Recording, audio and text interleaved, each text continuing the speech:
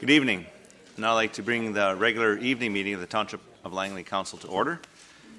And the first item on the agenda is the adoption and receipt of the agenda items. And I would ask Council, prior to moving it, that we could alter the agenda to place I-1 immediately after D-1. And very pleased to have Chief Marilyn Gabriel here, Kevin Gabriel and Michael with us tonight. And they would like to do a short presentation after we dispense with I-1.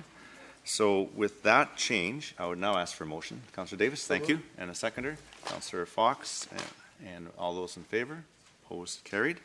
And also look for an adoption of the minutes, a regular evening council meeting of May 29th and public hearing of May 29th. Councillor Fox and Councillor Whitmar seconds. Any errors or omissions? All those in favor. Opposed, and carried. Thank you. There are no presentations. We move directly to delegations, and we have the Fernridge 20th group here, and I believe if you please step forward, provide your name and where you live for the clerk, and you'll have 5 minutes to present. Okay. And I'll let you set up and you're all organized. And there may be questions from council after.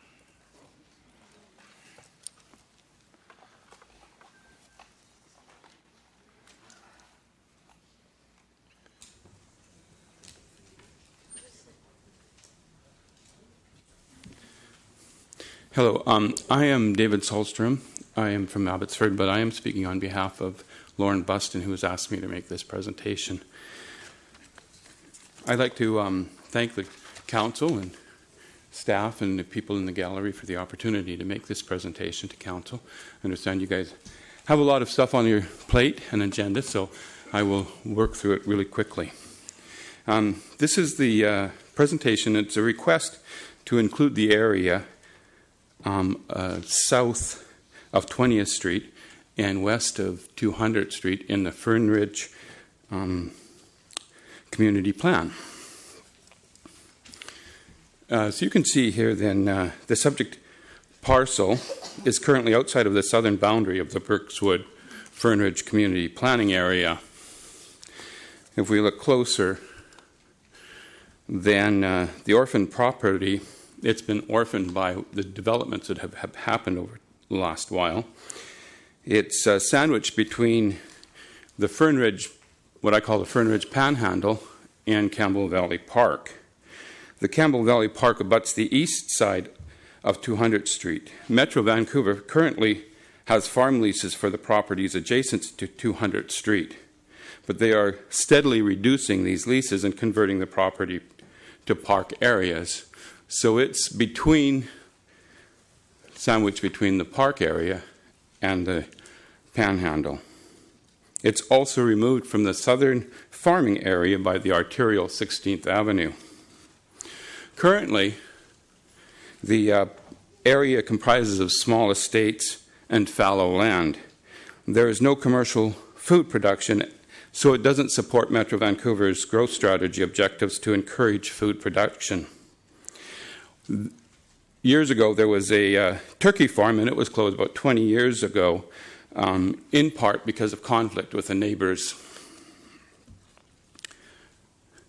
If we compare this area to other areas in Fernridge, such as the area northeast of 32nd Avenue and 208th Avenue, it's fairly comparable, and so in some areas there is more farming than in the area that we were talking about. So if we look at the soils, we can see here that most of Brookwood Fernridge is comprised of a single soil unit mapped by the Ministry of Environment in 1980. They characterize the soils in this area by landscape units. So these landscape units are outlined in black, and they show up on the blue background. The mixture of colors that I use to show these soil units kind of display the characteristics of the soil. The yellows indicate soils that are primarily sand, gravel, and cobbles, and they have poor moisture retention and nutrient retention. They have limited agricultural productivity. Red areas indicate they have a glacial till component, which have poor agricultural productivity because they're limited by saturation in the winter and drought during the summer, and along with poor fertility. The green areas indicate soils that are more characteristic than support agricultural production. These are not specific to the areas, but they are characteristics of each of the soil units. If we look then in the center of the Brookswood community area, there's one large soil unit, and it's called the Columbia soil, and it's highly gravelly and very porous, and is not good for agricultural production, but it is great for building houses, and that's why we have the Brookswood community located here. And surrounding, you can see that they're gravelly by the predominantly yellow color. Surrounding this, we have other soil units that are also quite porous and poor for agricultural purposes. If we look at the area in question, then we can see that over half of the area is comprised of Columbia soils, which is the same as the predominant area of Brookswood.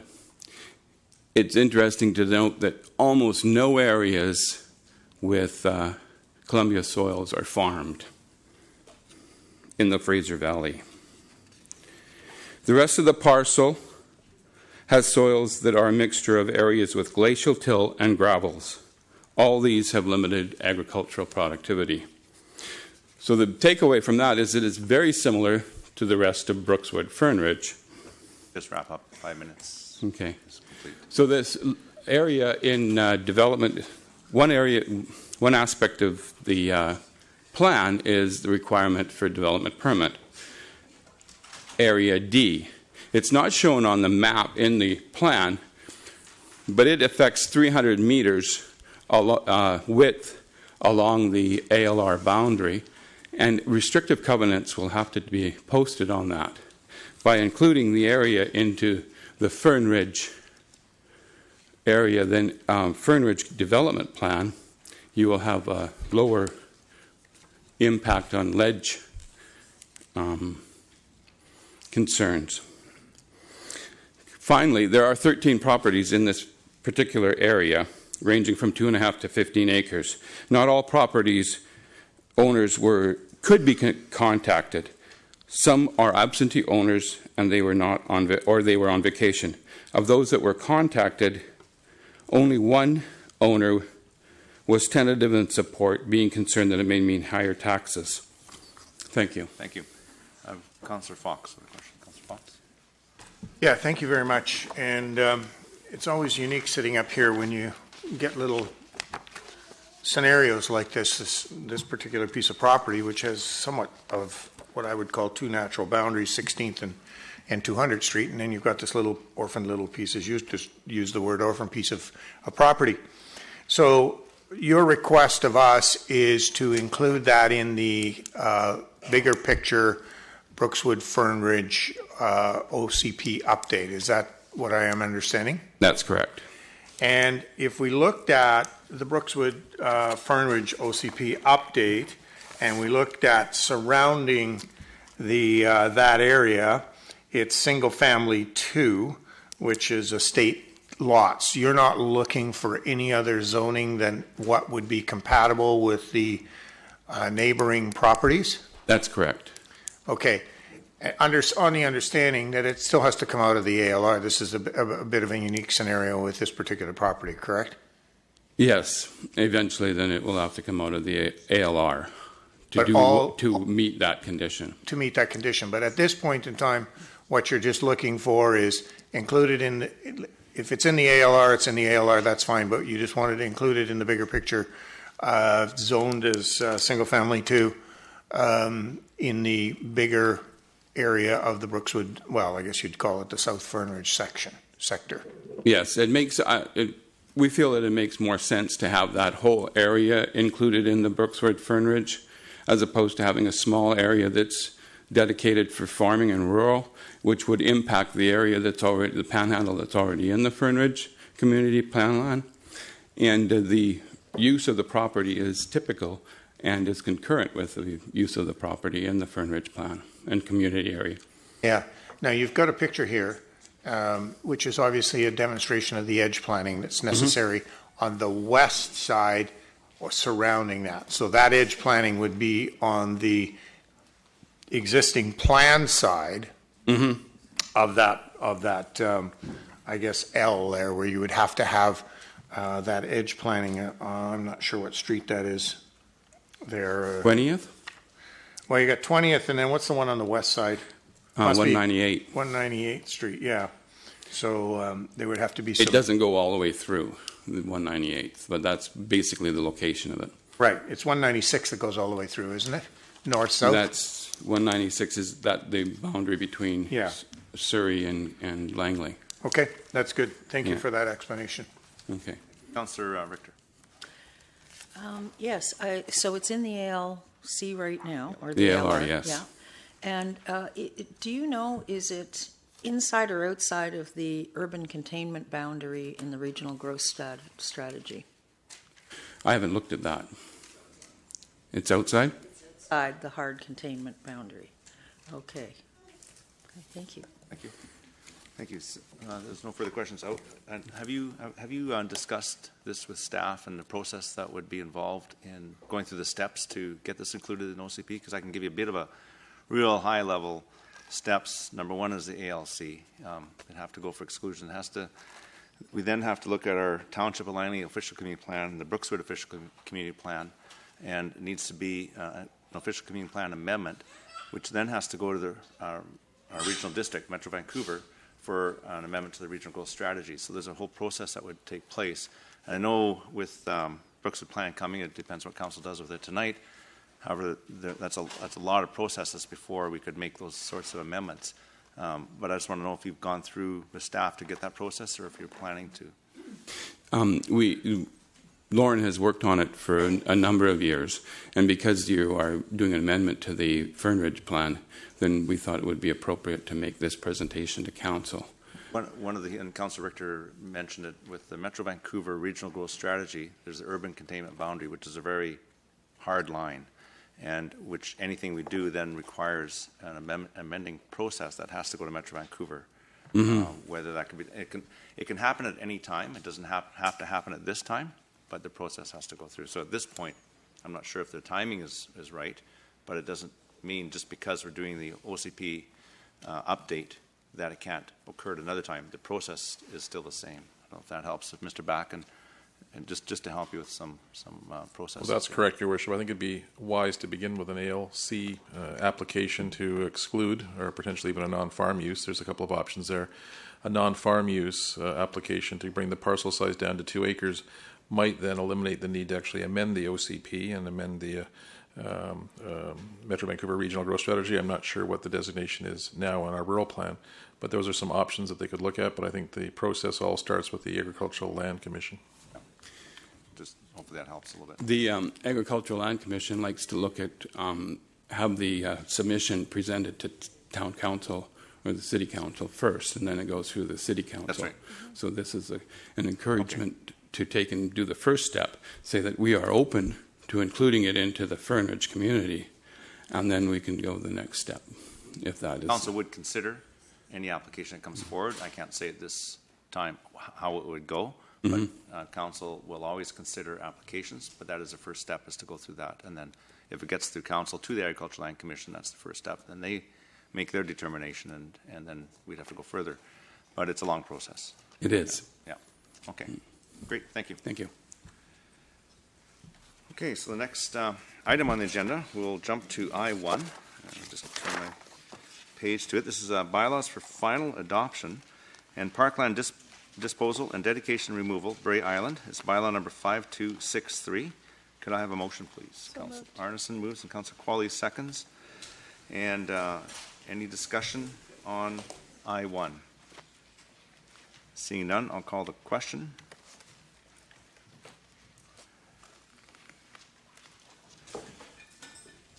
And that carries unanimously.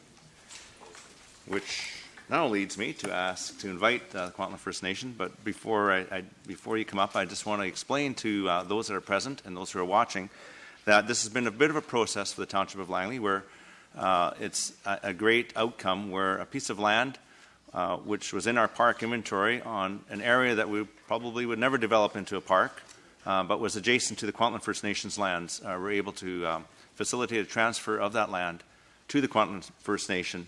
And I think it's a piece of land that they've been looking for, and a piece of land that we were just never going to develop. And I really think this is a great outcome. And I welcome Chief Gabriel here, and I know you want to do a presentation for us. Thank you very much. OCM, respected leaders, staff, and Langley community members. I am Chief Marilyn Gabriel of the Kwantlen First Nation. My traditional name is Stakwasan. I stand here with my husband, Kevin Kelly. His traditional name is Slosselton. And I stand here with my son, Michael Kelly Gabriel. I felt it in my heart to come and speak to you and the people of the Langley community. It's a really emotional day for our people to have this parcel returned. My late father, Grand Chief Joe Gabriel, and our past council members had to go to court for this land. Elmer Thomas, George Antone.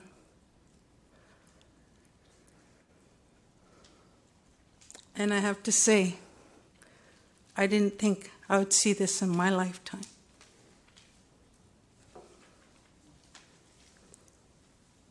But we live in a beautiful community in Langley where we can work together. Yaya still. Lots of one mind, one heart. And at the end of the day, we're all family. And today you have proven that. I don't stand here for myself or my family. I stand here tonight for my ancestors who's fought for this land and for the next 7 generations.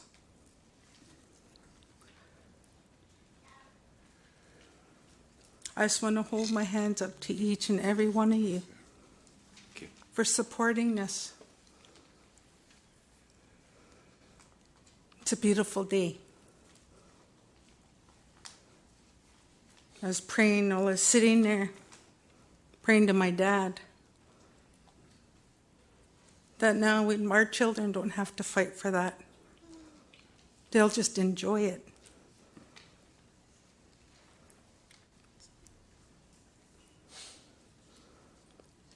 So I thank you, every one of you, for your wonderful staff that worked with my staff, and the wonderful council for having the open mind and open heart to doing what's right. We will celebrate this day. We'll set the table and have you all come out and share a meal with our elders.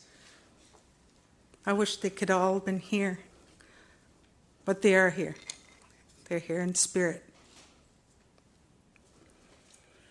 So I just felt in my heart to say it to your face. OCM, respected ones, thank you so much. So much. I can't say enough. I don't want to cry. I feel like crying, but I don't want to cry.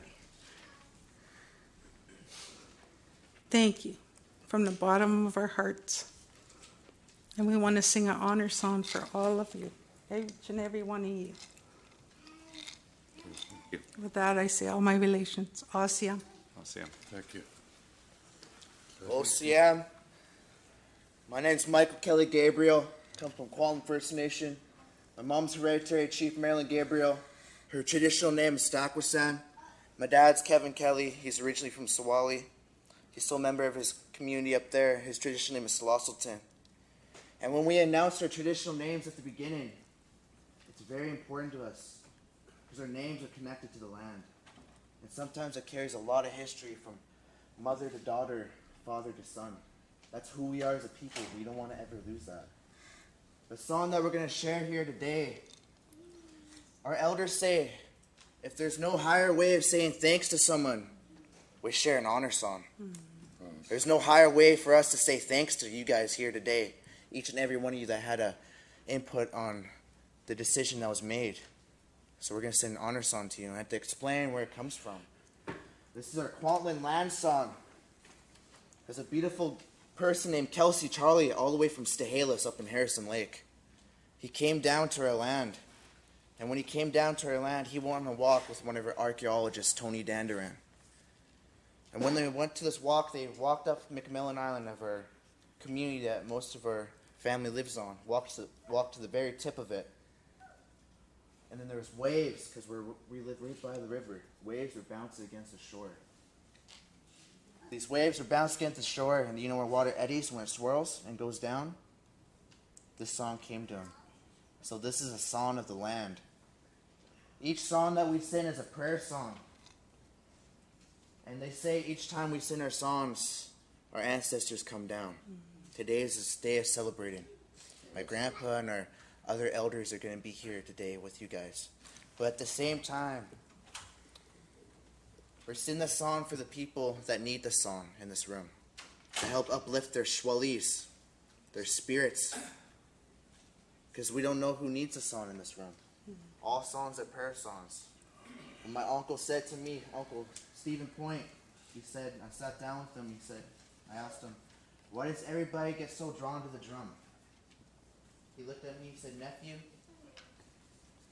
you remember what you heard 9 months in your mom's belly? What did you hear? Your heartbeat. Everybody has a heartbeat. It's not only the heartbeat of our people and everybody here, the heartbeat of our ancestors.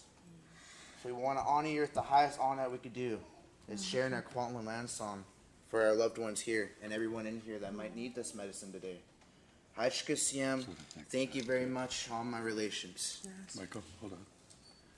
Your Honor, Jack Froese, our mayor, I just wanted to personally thank you. I thank you for the respect to my wife's community, our family in the community, and all the council of the township. I hold my hands up to each and every one of you and pray for you in the work that you do. I know it's a tireless job, like my wife as hereditary chief. I know what you guys do. You're here more than home. I thank you for the wonderful gifts that you all carry. And I wish you the best of luck in your health every day to keep you grounded on what you're doing for our beautiful township of Langley. And I wanted to thank the people that are here too. I thank you for your patience for allowing us to do this little bit of work. As my son said, this is the way we are as First Nations people. I thank you for respecting our protocol. I thank you for respecting our song. And as my son said, maybe one of you need this medicine for yourself tonight.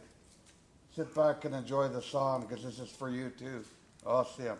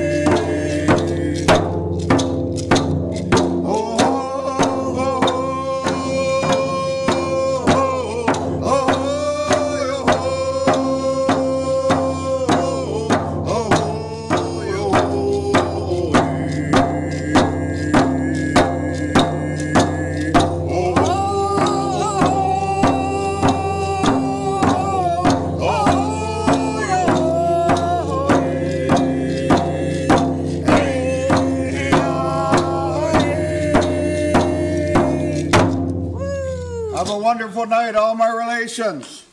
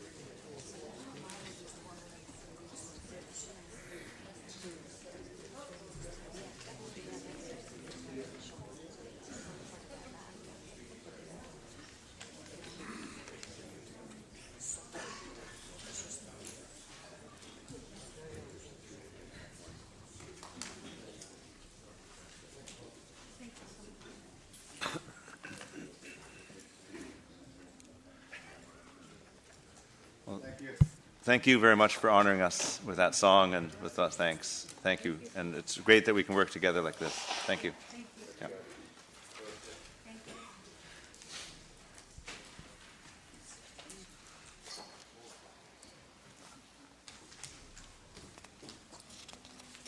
Okay, so now we move on to reports to council, and report E1 is development variance permit application number 100082.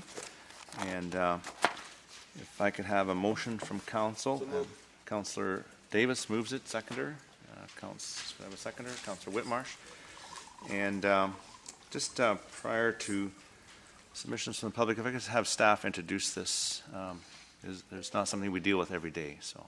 Thank you, Your Worship. This is really part of a unique set of circumstances that's arisen due to the original passage of the plan in 1987 and the several attempts to revisit the plan. This is a rezoning in form, but in substance, it's really trying to put some, I guess, equality back to a transaction that occurred many years ago.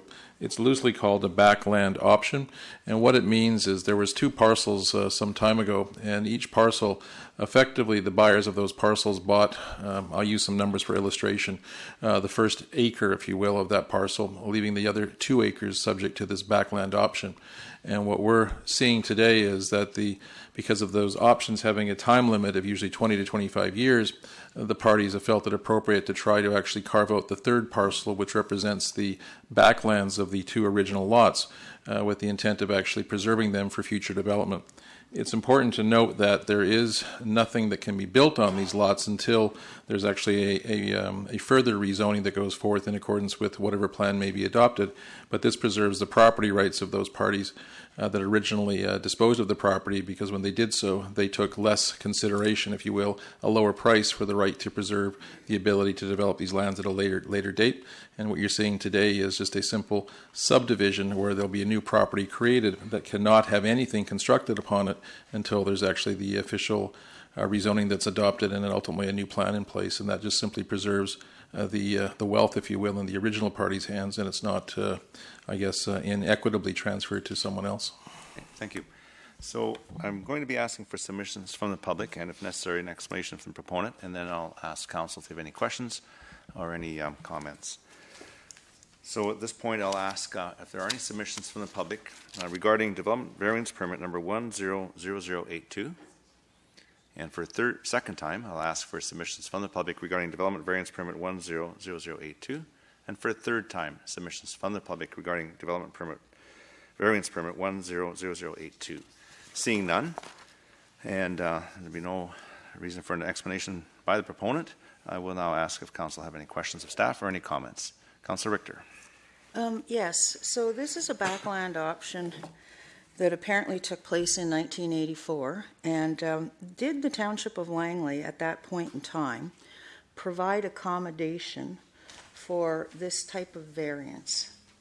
Like, was there something that the council of the day did that would have permitted this to happen? The variance was not contemplated back in 1984. I think I'm presuming the thought process would be that in 84, within 5 to 10 years, there'd be a plan in place that would facilitate these lands being developed. The variance is the modern day creation that would preserve the right for those properties to be developed by the landowners that acquired them from that time or from their successors. It's done in accordance with accepted land title office practice, but because of the time that's gone by, and as you point out, it's approximately 30 years, the options will expire unless there's some way of preserving these lands, and this is one such way. Okay, well, one of the issues that I'm having with this concerns the sheer number of variances that, if we pass this, will come to pass. For example, I'm reading off page 20 now. Our bylaw number 4861 requires the proposed subdivision to provide full urban servicing, including connection to the municipal water and sewer systems and upgrading of adjacent roads to full urban standards. The applicants are requesting that the proposed subdivision be permitted without providing the servicing specified by the bylaw. They are also requesting that the sewerage system that serves Lot 2 be located on Lot 1, that the minimum lot size be reduced from 2 acres to 0.45 acres, that the minimum lot depth be reduced from 200 meters or 200 feet to 148 feet on one of the lots, and different ones for the other lots. And the minimum setback for a principal building from the rear lot line in suburban residential SR2 be reduced from 24 feet to 7 feet in order to accommodate the existing residents. So it seems to me there's a whole lot of variances being requested. Yeah. And my question to you, Mr. Backen, if you can answer it, is what will the community, what does the township get for these variances that we really didn't have any obligation to provide back in 1984? So I guess the effective answer would be the one element you didn't include was the fact that there's a restrictive covenant on the property that says that nothing shall be built on that property until all of those other conditions are met or affirmed. If you will, the properties will look identical to what they do now. There will be no further construction on the properties, except perhaps in the front lots fronting 202 Street. There's nothing that changes on it because they are being carved out as separate parcels and the third parcel is being created. It simply means that the parties then have the ability at a later date to meet the then current zoning requirements that develop and meet all those conditions. At that point, then, when there's actual development, that is the no-build covenant, the scorched earth covenant, if you will, once it's removed, then all of those issues that you've raised, including community amenity contributions and other things, will have to be dealt with and processed. So this is really an interim step to ensure that the original properties, the original home sites that were there, don't on an inequitable basis, on a windfall basis, acquire property they'd previously disposed of.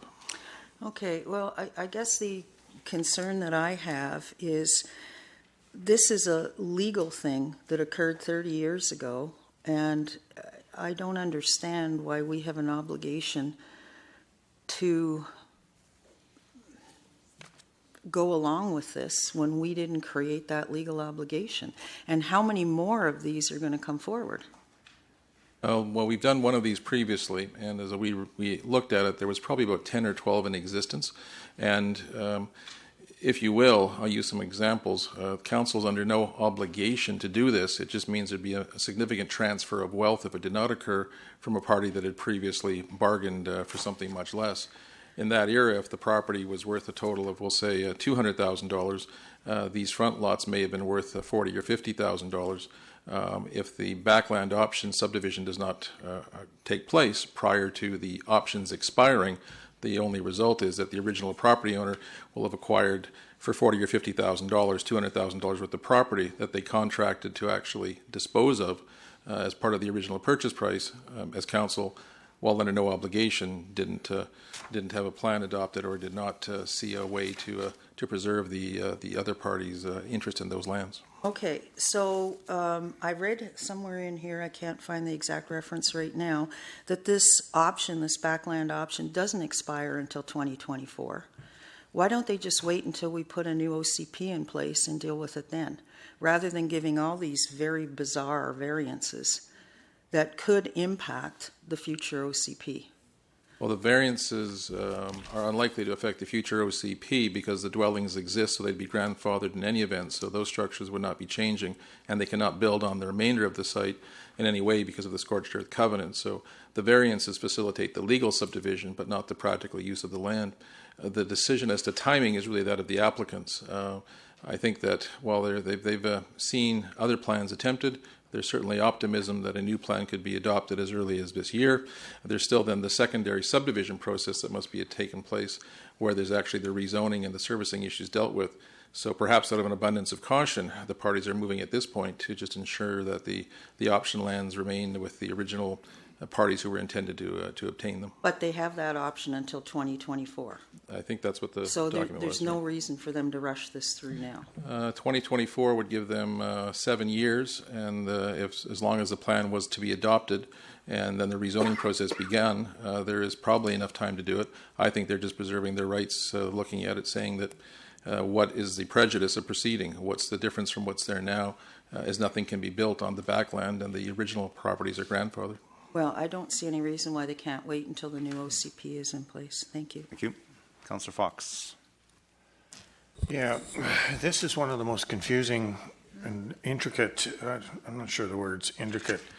I guess the assurances, and you've, in your comments to Councillor Richter, have alluded to some of those assurances, that this is really a response to a legalese scenario as opposed to a pragmatic scenario. They're not trying to jump the gun here. They've got 8 variance conditions here.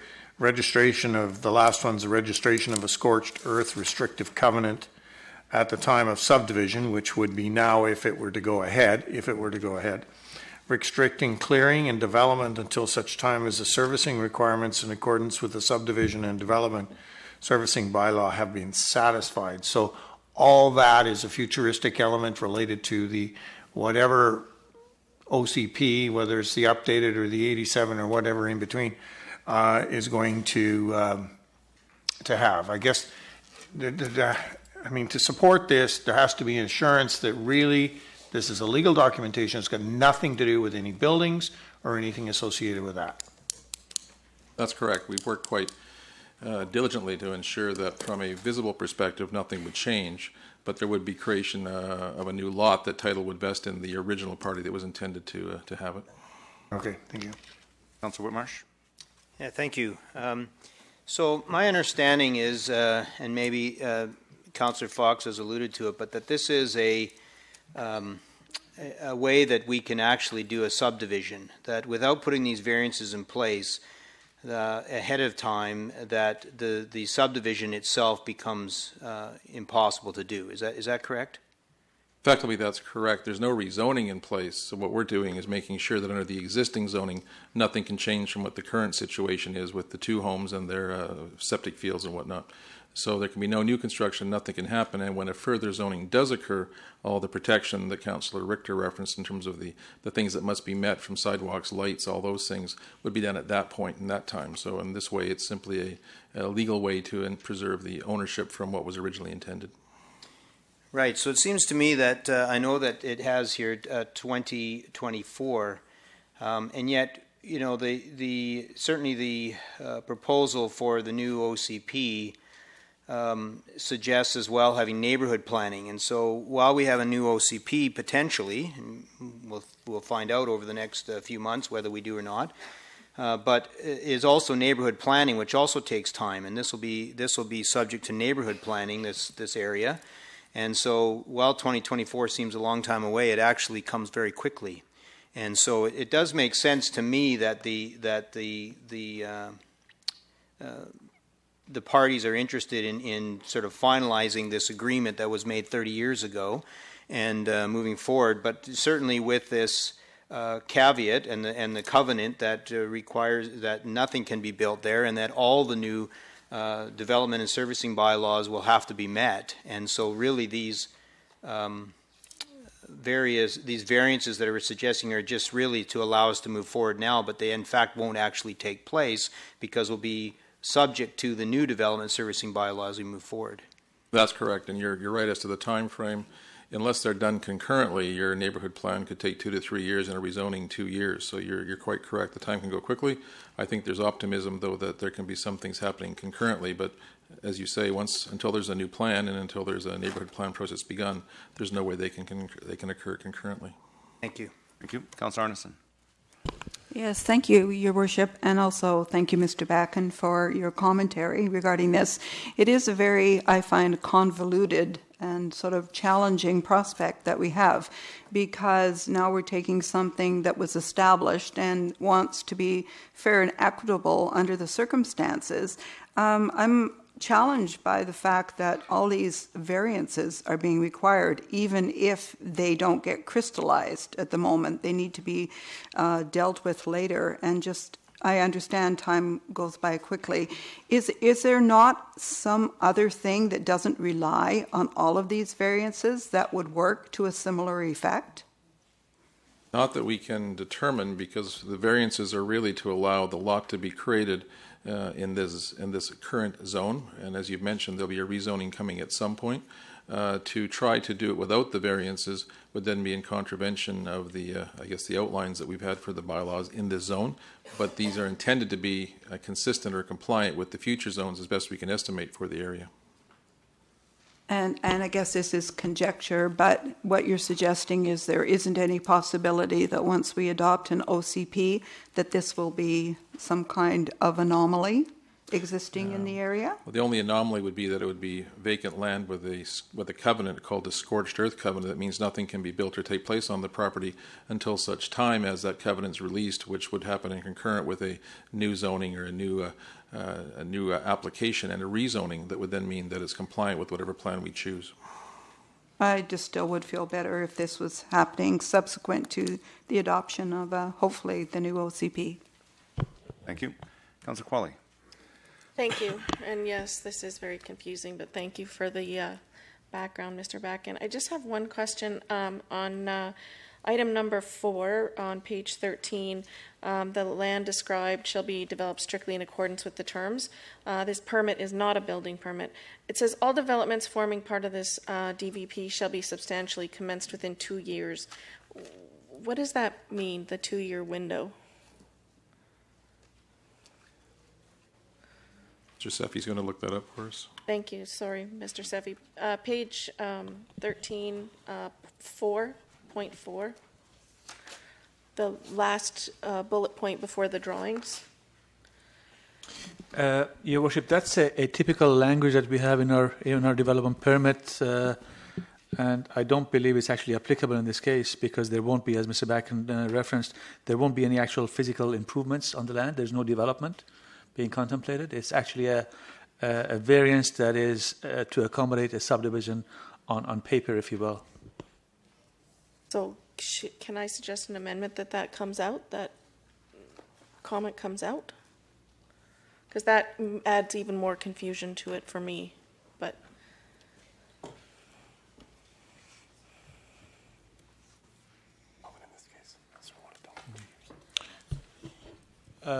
Your Worship, the subdivision itself needs to occur within a 2-year period.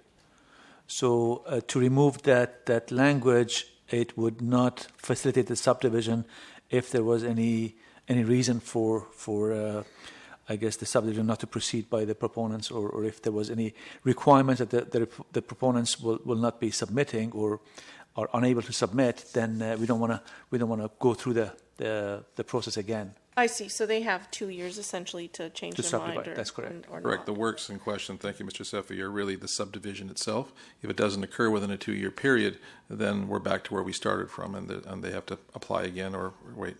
Okay. Thank you for clearing that up. It makes sense now, vaguely. Like I said, we don't deal with these every day. Thank you. Councillor Richter. The scorched earth, I'm reading actually what I guess is the development variance permit on page 31 of the hard copy package. And it says here, registration of a scorched earth restrictive covenant at the time of subdivision on proposed lot 1, as indicated on Schedule A, restricting clearing and development until such time as servicing requirements in accordance with the subdivision and development servicing bylaw have been satisfied. So the scorched earth restrictive covenant doesn't appear to be applying to Lot 2 or 3, just Lot 1. And they're getting variation on their subdivision and development servicing bylaw because they're requesting that it be provided without the servicing specified by the bylaw. So I'm really not clear what's going on here. So that effectively means that the new lot being created can have nothing constructed on it, but as was referenced before, there's a couple of existing properties that are there, the original, if you will, the historical lots. If they seek to actually improve their properties by renovations or do some things, they're not precluded because that's the original home site. They are not being varied in that they are already not compliant with the existing zoning. They were built, if you will, before that, but they're allowed the continued use and enjoyment of their property in some reasonable amounts if they wish to do so until redevelopment should occur. So they can actually have these reduced frontages, reduced side lots, reduced back lots on Lot 2 and Lot 3. They can, it's only because, Lot 1 that's being hampered, and that's the big one in the middle. Partially true, but the reason why they can have those reduced amounts is because they already exist. They're being left as they are. It's not intended to do anything other than to allow them to put a sunroom in or something of that nature. The key is that what these variances reflect is the fact that they're now being varied from the existing zoning that's there now, and they can therefore remain. If you look at, there's a bit of a connector between the two properties. If that connector wasn't there, then that wouldn't be necessary. However, that connector is required to have frontage to the street. Without that frontage, the new lot has no connectivity to the street. Okay. Am I able to move a deferral of this development variance permit until after the new OCP has been adopted? Second. Yeah, that can always be done if it provides anything, but the problem will still exist in that the time frame still exists in terms of the time for the development, but it's up to council as to which they allow it. Again, we've allowed one before, but they can do as they see fit. Well, I think all these variances should be in accordance with the new OCP when it's adopted, so I'll move that deferral. It's been moved by Councillor Richter and seconded by Councillor Fox, a deferral. And to speak to the deferral, I have Councillor Long. Well, Your Worship, it's been explained to us quite carefully here. I think that under the fact that these buildings exist already, that there wouldn't be anything that the new OCP would do to affect the property. They're going to be grandfathered. So I don't know as the OCP is going to make any difference in this case. Can I get clarification on that? That's correct. The new OCP would introduce new characteristics, but then the variances may actually be different only to the extent that we're trying to preserve a lot for the future neighborhood plan and rezoning. So the OCP might change the variances, but the process will remain the same. It'll require additional work to refresh it unless that deferral goes until a certain number of years prior to the option expiring. So the effect is only to rework the document, not the result. Thank you. Then I think we should just move ahead with it now. Councillor Qualley. Thank you. So just to be totally clear in my own mind, the scorched earth covenant means nothing can happen, right? Like no trees can be cut, no development, like nothing can happen. So at the end of this, they still have to come back to apply for a development or a rezoning and then potentially a DP after the rezoning to actually build on it. So when they do come back, when it does come back, it would be then all of the current bylaw standards would apply to it. They'd have to run municipal water and sewer. All the current standards would apply. Is that right? That's correct. In fact, on the new lot being created, there's greater protection that exists now because there's further constraints. Nothing can be done. There certainly are bylaws that affect it, but this is far more encompassing and preserving that property in its present state. So ultimately, what happened was 30 years ago, these folks made a deal to sell the property, and they're just now triggering that deal. Is that right? That's correct. And the issue is as to timing, why now? I think they're leaving themselves enough time to do a couple of processes, neighborhood plan, DP, as you've referenced, rezoning, and there may be other reasons for estate planning purposes. There may be issues at the family level that they want to see, but I'm not aware of those. But ultimately, council still has, for lack of a better term, I guess, care and control of this property through a rezoning and a DP application. That's correct, and as well the release of the covenant itself, because now there's a contract in place that nothing can happen on that property, if you will. Right, okay, thank you for clearing that up.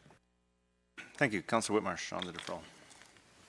Yeah, I don't see any reason why we would defer this. I think it's very clear what's happening here, and there's nothing that can happen. This protects the property for us to fit it in within the future plan, and so this makes the most sense. Nothing's going to happen in any substantial way in Lot 2 and 3. We're not doing any further restrictions on Lot 2 and 3 because they currently exist. I don't think that would be appropriate for us to further restrict people's property that they've been living on for 30 years. It makes total sense. This is while it's confusing and convoluted, that doesn't mean it's not right. And I think we need to move ahead and not delay this. Thank you. And I tend to agree with Councillor Whitmarsh. I think it may be confusing. I think it's complex rather than convoluted. And certainly we've had a great explanation by staff. This, under the OCP amendment, or the amended OCP that's in front of us tonight, later on tonight, this is designated commercial.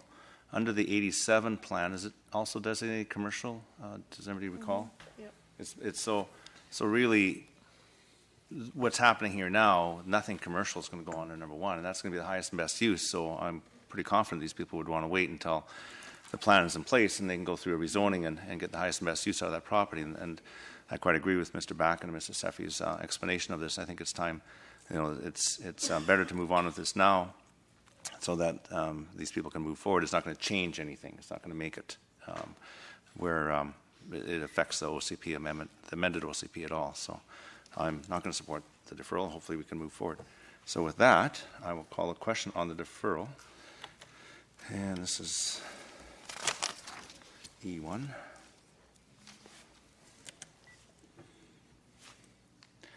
So the deferral fails with Councillor Whitmarsh, Mayor Froese, Councillor Qualley, Councillor Davis, Councillor Long opposed.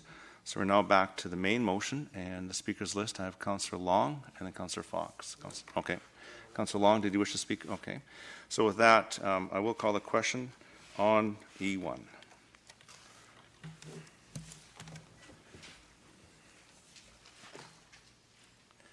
And the motion carries. Councillor Richter and Councillor Arneson are opposed. Thank you. And we move on to bylaws for first and second reading. And F1 is official community official community amendment and rezoning application number 100097, development permit application number 100821. This is Reno Investments, bylaw 5280 and bylaw 5281. Could I have a motion, please? Councillor Whitmarsh and second, Councillor Fox. Discussion on F1 for first and second. Councillor Richter. I'm still thinking there's too much tandem parking in this. And the first time we had the discussion about it, I believe it was Councillor Qualley that had made the suggestion about marketing the tandem parking ones as single person or small family or something. I just think the tandem parking is going to create problems in there, and there's not enough on-street parking or visitor parking, and that's right on a major road on 48th Avenue.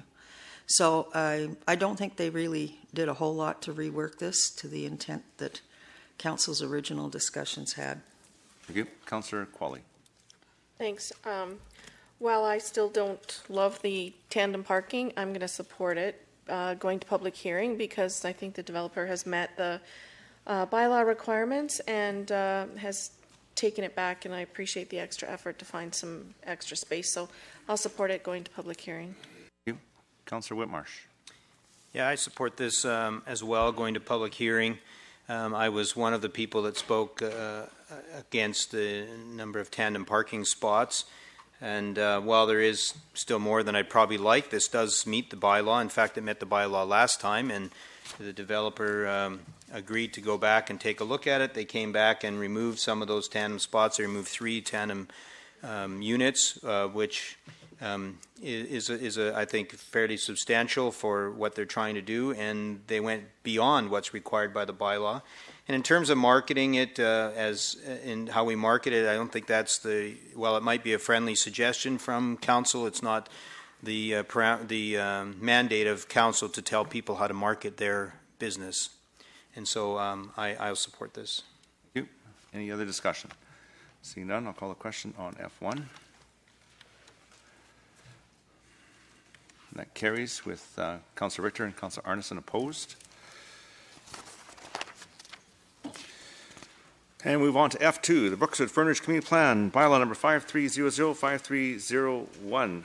And for first and second reading, could I have a motion, please? Councillor Whitmarsh moves, Councillor Fox seconds it. And before we move on, I'd just like to say this has been I see the amount of people here. I'm sure a lot of you are here for this. It's been a long process. It's started, well, I guess you could say it started back in 1979 with the first official community plan for Township of Langley. 1987, a plan was made. It was adopted by council for this area in 2004.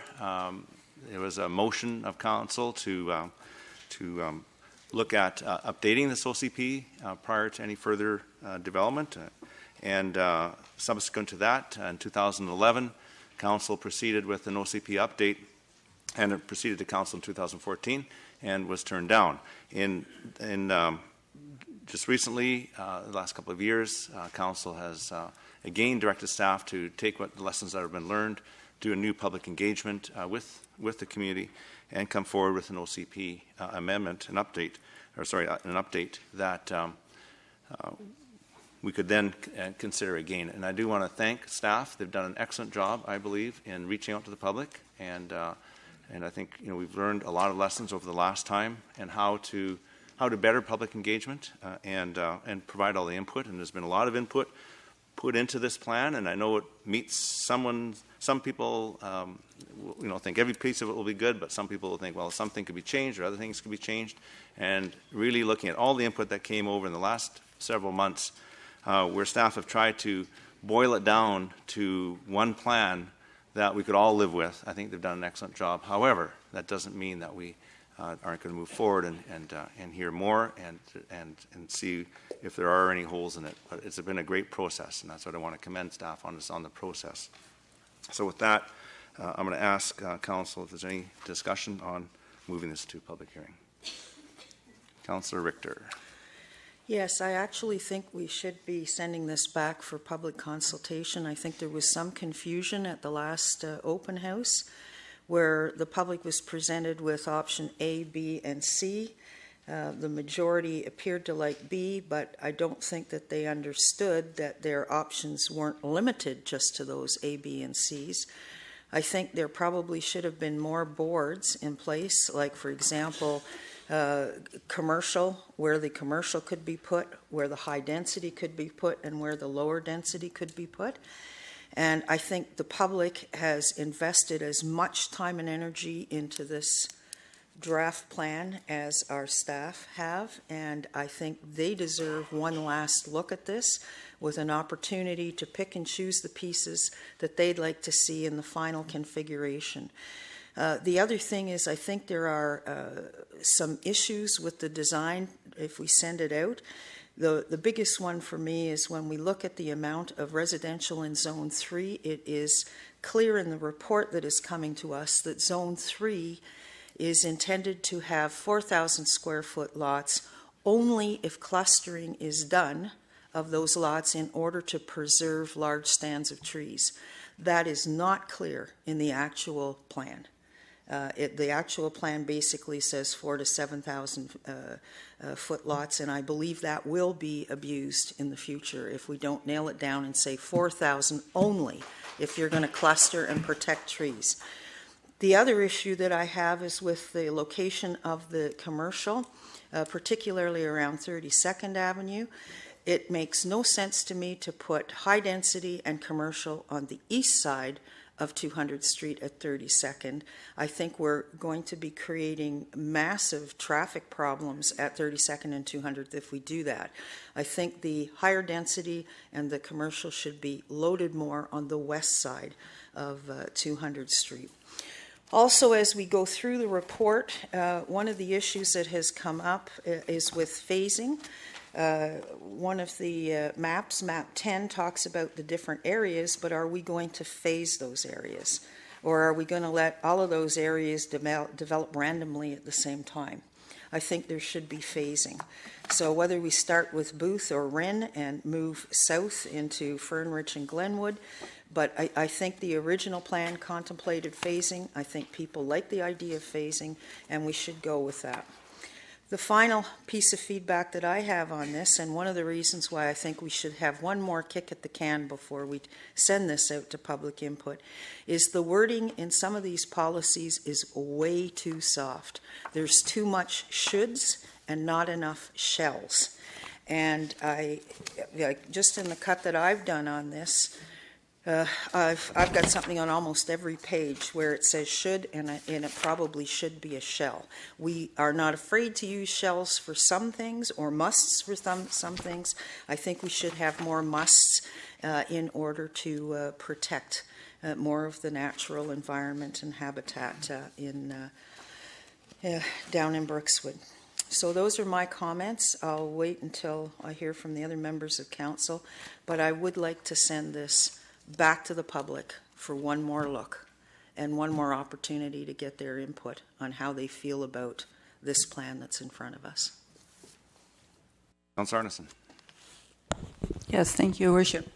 I do have a number of similar concerns. I won't necessarily belabor them at this point, but I really do think that what I've been hearing from the community, and especially individuals who have been very involved in this process, is that they feel that there is some refinement necessary. Most particularly around the 4,000 square foot lots. So I would like it to go back and have some more concrete language around that and have very exacting standards as to where those could be applied, because I think it's somewhat vague in the language that, and open to interpretation, especially over time, what could actually happen. I also agree about the phase development. I think we have to be a little more strategic and looking at how we can help the community to best deal with the disruption of development so that it's not in a hodgepodge kind of manner, but it's more contained so that we can do a better job of making sure that people aren't negatively impacted. I also really wanted to, and I've heard a lot actually about the commercial core as well, and I do think that that's a challenge sometimes from an exercise or consultation point of view, because sometimes if you're looking at something, you don't necessarily tease out all the components in a way that would be really appropriate to say, we're not lumping A and B together, because it could be easily misconstrued to say we want, C, but necessarily we don't want D. But if you're putting them together, sorry, I'm mixing up my numbers, but anyways, you get my drift. The other thing is, I also agree that the language here is, I don't know what to call it. It's not really prescriptive in the sense that there are a lot of shoulds, and they should be, must and shalls. And because I think that if we are creating a community that's going to serve us well for the next 40 or 50 years, we really need to do all due diligence to make sure that we get it right. I am happy that there is a tree bylaw that's included here, and I'm hoping that it will be something that will be very much embraced by the community. I certainly talked to staff about it, and it seems to be as comprehensive as anything we've been able to develop so far. And the only other comment I have is things that I hoped would have been in the report that I didn't see, having to do with energy and conservation. If we're going to be focusing on that, I didn't see anything about electric vehicle infrastructure. And I think that that should be something that we're really promoting in our communities. So I do support it going back, because I think after all of this effort, if we spent one more scintilla of time talking about it, I think it would be well worth the effort, because more than anything, I want to see this to be a successful plan for the community. Councillor Long. Your Worship, the ultimate test and the ultimate referral will be to public hearing. There's been 4 open houses, a number of open houses. There's been a lot of public input, and if there's a few tweaks that a few councillors want to see, that's exactly why we should go to public hearing. I think if you look at the timing, sending it back for another open house is just going to put us into the summer months, and it's going to put this thing out fairly in the future. It'll be many weeks that'll have passed, and that means the memory will be lost, and the whole plan can be altered over the summertime, and you may have to start all over again. But I mean, it's great that there's some observations that have been made by. Well, that's what could happen. But there's been some observations made by councillors. Good on you. So make note of those, and when we go to public hearing, we can do the ultimate test by hearing what the rest of the public have to say. Sending it back to an open house isn't going to accomplish that, but it would be interesting to find out what staff have to say about some of the comments that these councillors have made. I sent some emails through to staff, and they haven't had a chance yet to respond to them. But I think when we get to the public hearing, when the explanations are given and the descriptions given of the projects, we'll get a better understanding of where we move to, and we'll get the input from the public to move forward. It doesn't mean we have to adopt it right away, but I think the process should be carried on, and we shouldn't be stopping it now or punting it into the future. Thank you. Councillor Whitmarsh. Thank you. Thanks again to staff for the work that they put into this. We've been doing this for 16 months of having open houses and public opportunities to speak into this plan. That's for 16 months. That's a long time. There's been lots of the meetings. I've been at most of them, and it's I think the most significant opportunity for input that we've had on probably anything in the history of the township. And kudos to the staff for the great work. In fact, I've heard from many people that they were so happy that when they went to these open houses and they expressed their concerns or ideas that they had, that when they showed up the next time to the open house, lo and behold, their ideas were actually in the plan. And so staff was listening. And it doesn't mean that it's the plan that every single person here would necessarily write up, but it is a plan that's great for our community and meets a significant number of the needs that we have had in our community. A couple of things that I wanted to touch base on and why I supported going to public hearing as opposed to another round of open house. One is very early in the document, it talks about very specifically that there is a phasing in strategy. This isn't going to be helter-skelter develop whenever you feel like it. There is a phasing in strategy for the development of this area. And it talks about a neighborhood planning approach. And we must all remember that the official community plan provides for us the guideline and structure for how those neighborhood plans will be developed. But the nuts and bolts of what goes in a plan and what the roads look like, what the sidewalks look like, what the lights look like, all of that stuff occurs in the neighborhood planning process, not in the OCP.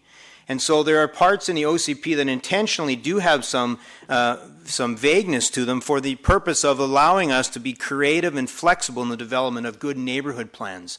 That's why we have those things there. If you want very specific details, then those will come and arrive in the neighborhood planning process. So I'm pleased that that's a phasing in strategy. That's something that most of the people ask for, and it's there. It's part of the plan. There has been generally very strong support for this plan that we've received in the open houses. Most of the information has been from the public has supported it and been very strong in that way, and so therefore another reason why we should go to the public hearing. I know there's some conversation that's come up around these 4,000 square foot lots, and I know that some have expressed maybe these just arrived or they're surprised to hear because they've always heard about 7,000 square foot lots. When you go through the majority of the plan, the majority of it is for 7,000 square foot lots, but there is the ability to have some smaller lots in some areas. One, as mentioned by Councillor Richter, was for clustering the protection of trees, and that makes a lot of sense. If someone has a large property, a large number of trees, and they want to develop a part of that, we can have them do smaller lots and protect the trees. It's about tree protection, and that's important to remember. That's why those possibilities are there. But the second reason that they're there is for transition. It transitioned from the commercial centers, from high-density areas, to the large lot areas, where you end up with 7,000 and 10,000, larger than 10,000 square foot lots. You don't have a nice 10,000 square foot lots with a big, beautiful home sitting right beside a commercial apartment or a commercial center. And so this is transition space, and it allows the ability to do that within a neighborhood plan. And so I'm very supportive of the way it's been written. These aren't neighborhood plans, these are community plans. They intentionally have some vagueness so that we can be creative, so that we can have more public input opportunities and develop the kinds of communities that we are looking forward to.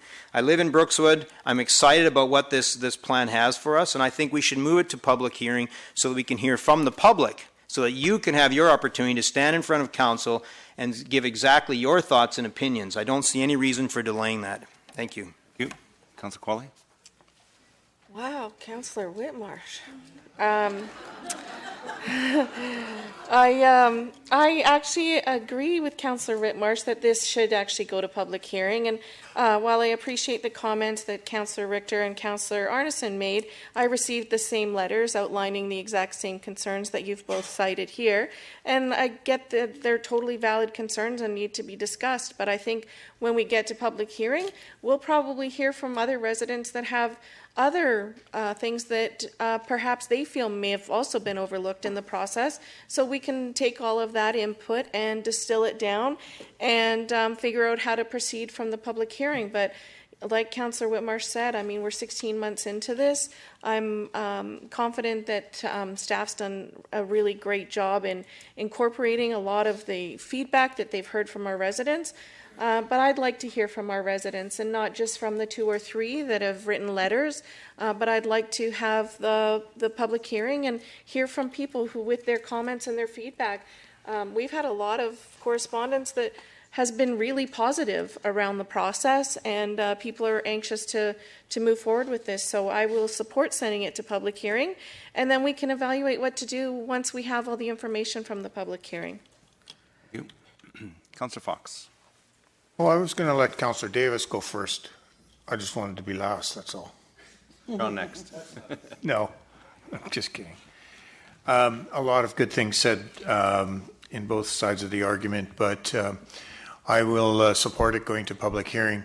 I think that a lot of comments have been made, tightening some wording up, and I don't disagree with that possibility. The commercial area, whether it was the 1987 plan, which really quite closely reflects the 2017 OCP update.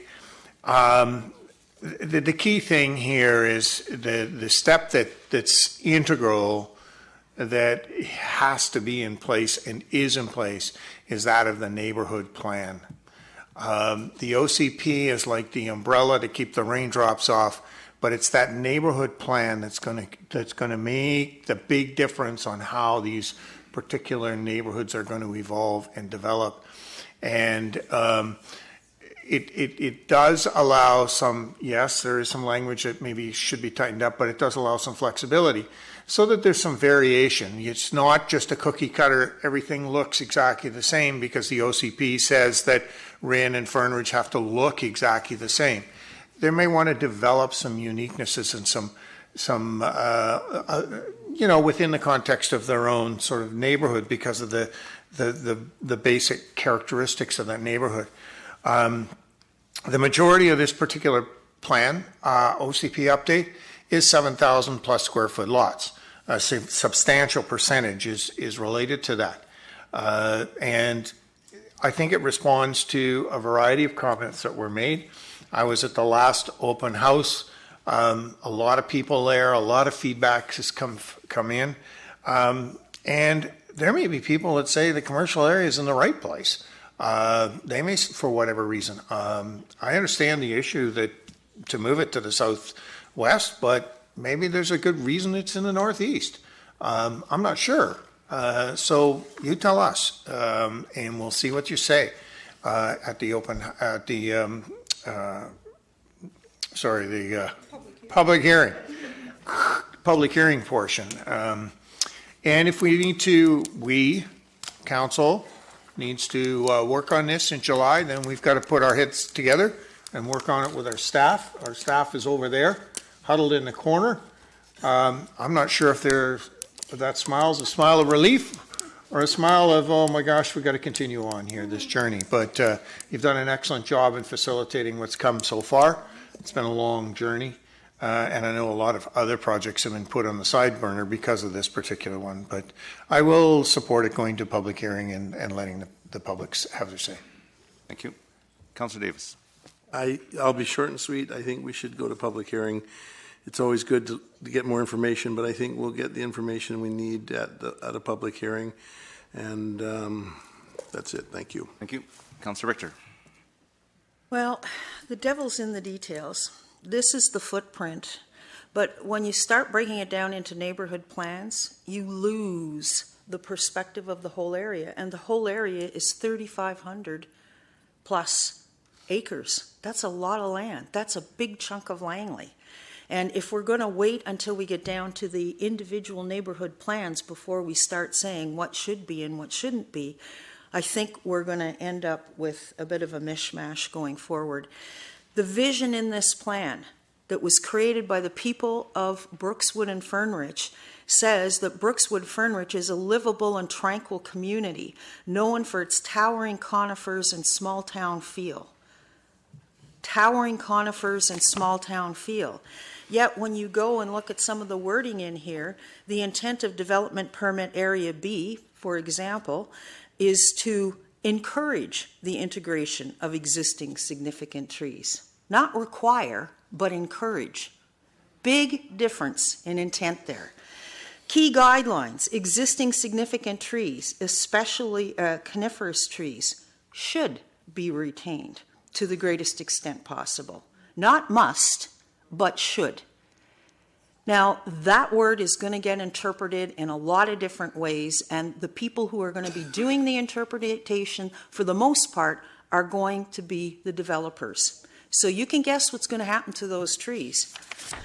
I don't support sending this to public hearing right now. This detailed 63-page document came to council on Thursday. That's a lot of reading. And has the public even seen this document yet? Have they had a chance to work through it and look at the wording? Because it's their community and it's their future that we're talking about here. And I think they should have a chance to read this document at length. Here's another one that I thought was odd. The following measures do not form part of the development permit area guidelines, but are provided as suggestions that could be incorporated, including high thermal performance windows, providing operable windows on building elevations. Why wouldn't we require that if we're wanting to make this a sustainable community going forward? There's a whole list of them on page 75 here. So I'm going to move that we send this to the public, with the public having at least a 2-week period to get their hands on this document, read it in detail, and provide feedback on it. If that fails, then all I can say to the public is, do your homework before the public hearing. Read this document. Anything you don't like, highlight and bring it to us. And read it out to us. If you disagree with a should and you want a must, tell us. Because otherwise what's going to happen is this is just going to fly through. And I don't understand the rush to get this to fly through now. We've spent all this time getting to this point. What's another couple of weeks? It's not the end of the world. Anyway, Mr. Mayor, I move that we have one more open house on this so that the public can get their hands on this document and read it in detail and bring that feedback to the open house. There's a seconder. Councillor Arneson seconds. I'll open that up. And I think I heard pretty clearly from council that they want to move this forward to the public hearing. This is a public document. The public have had input. All of a sudden now we have councillors telling us what should be on here. This went out to the public, and the public went to the open house. That's our job. And it's our job after hear the public hearing, Councillor Richter. That's my opinion. You can have your own opinion. I'm hearing that there's no, that this is a 63-page document. I went fishing with my family, sat by the lake while they're out fishing, read this document, thought it was a great document. I don't know what's so difficult about reading a 63-page document. It's not that difficult. Very simple.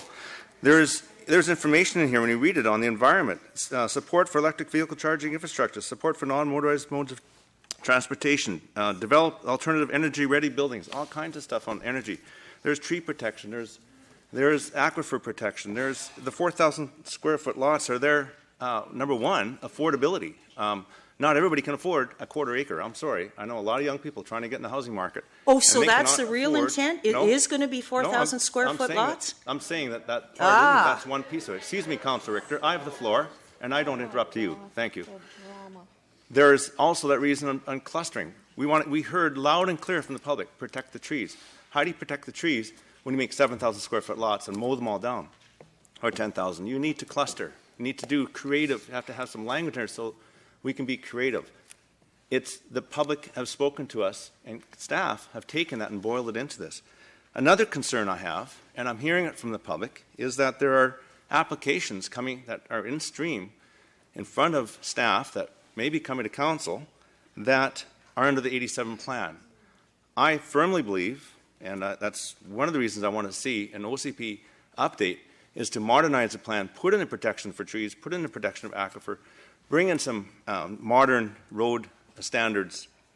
But if we delay, and try and fine-tune this plan to a point where it never gets passed, that we're under the 87 plan, and we're stuck with the 87 plan. So I really would ask council, let's get this to public hearing. Let's hear from the public. Let's hear from all sides, not just one or two emails that come to our inbox. And then let's take a look and see what amendments and what tweaks we can do to it. But to delay it any further, I see a danger in falling back to the 87 plan because we have no legislative authority to deny anybody applying under the 87 plan at this point. And the longer we delay this, the longer it'll take to put in the safeguards that we're looking for Brookswood. And it's not going to be perfect for everybody. We know that. We can never make a perfect plan that meets everybody's needs in this room. But we certainly can make a plan that, as has been spoken already today, when we go to the neighborhood planning process, when we go to the development permit process, that we fine-tune it to a point where it makes sense, that it's a livable community, that it's there for everyone. And everybody here has the best interests of our community in mind. However, the fact remains, we're going to be stuck with the 87 plan, which I would say does not go as far as this, is not as complete, does not have the safeguards and the protections, and we need to move on. Councillor Fox. Well, I mean, I heard rumblings about give us 2 weeks. Well, you've got 2 weeks till a public hearing. I don't want, and I don't expect, that this is going to be a microcosmic execution of trying to take anything and everything wordsmithing to the point where we in fact are sitting here after 16 months and wordsmithing down to the minutiae. We have to realize there may be changes, but there may be people out there that say this is an excellent plan and we should just move ahead with it too. So we can't react entirely to just 3, 4, 5, 10 emails. We have to hear from everybody, pro, con. And the way we do that is we're the final call here. The 9 people sitting at this table. We are the ones that will tell staff if there needs to be changes or there doesn't need to be changes. If there needs to be a tightening of language or not tightening the language. If we need to move this or that. But you know what? 16 months.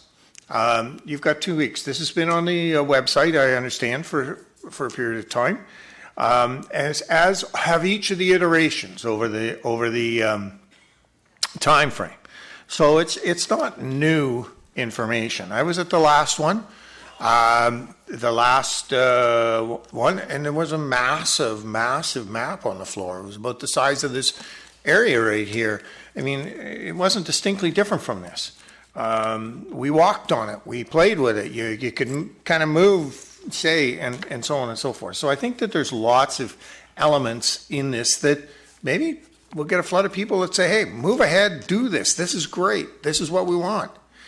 This is enough for us to move ahead. So I think the public have 2 weeks. They got 2 weeks. Tell us at the public hearing. If it's short and tight, this is what I'd like to see. Fine. Takes 10 seconds, 15 seconds to say that. But let's move along this continuum. I can tell you, sitting here as a councillor who worked through the 2014 issue, who's been in here since 2005 and worked on moratoriums and everything else, it's time. We've got to keep this process going, or it's going to get stalled. It's going to end up in summer, And I can tell you the worst thing we want to be doing is doing this in the summertime because we get blamed. Oh, you waited intentionally for the summer because that way everybody's out of town. Well, no, we've advertised it. It's sort of a process. It happens all the time. Oh, you're just doing it in December because it's Christmas and you just don't want anybody there. No, we want you here. We want you here telling us whether it's good, bad, and different. And if you've got input or you don't have input, just come and show yourself out of genuine interest, because this is important. But I think we need to keep the process going, and the public will have an open house. It's right here in 2 weeks. Thank you. Councillor Qualley. Wow, so dramatic. So much of this. I can't even get my head around it. This OCP is really a guiding document. We've had, in the last number of weeks, really robust discussions about neighborhood plans. Latimer, Williams, Smith, they're all sort of in process right now. And I think doing the neighborhood plans has really given us an opportunity to customize those neighborhoods and make them really great. And I think that we have another one coming up tonight. We just finished with Latimer. There's so much amazing stuff that's being done in the neighborhood plans that we're still going to have lots of opportunity. So to your point, Councillor Richter, when you said, guess what's going to happen? Well, that's what's going to happen. We're going to have lots of opportunity to form those neighborhoods when we work on the neighborhood plans. That's what's going to happen. There's going to be tons of... We're not going to be stuck in this technology of today. When we do the neighborhood plan, maybe there'll be some new technology that we can integrate then, whether it's an EV charging station. All of those things can be implemented at the time. Ride sharing didn't exist 5 years ago. Now it does. So let's talk about the neighborhood plans and how we can do the highest and best plan at the neighborhood level. This overarching document, I think, is really great for what it is. And I think we need to really get back from the public hearing. And if you can't come to the public hearing or don't want to come to the public hearing, send an email to Mayor and Council. Your information sent by email will be considered the same way it would be considered if you showed up here and stood up and spoke to us directly. So send your cards and letters in. We would like to have all of the input, the good, the bad. Change this word, don't change this word. But I think that there's so much opportunity once we get through the OCP process to really do some interesting things at the NCP process. So again, I'd like to see this get to public hearing so we can keep the ball rolling on this. Thank you. Any other discussion on the deferral? Seeing none, I'll call the question on the deferral.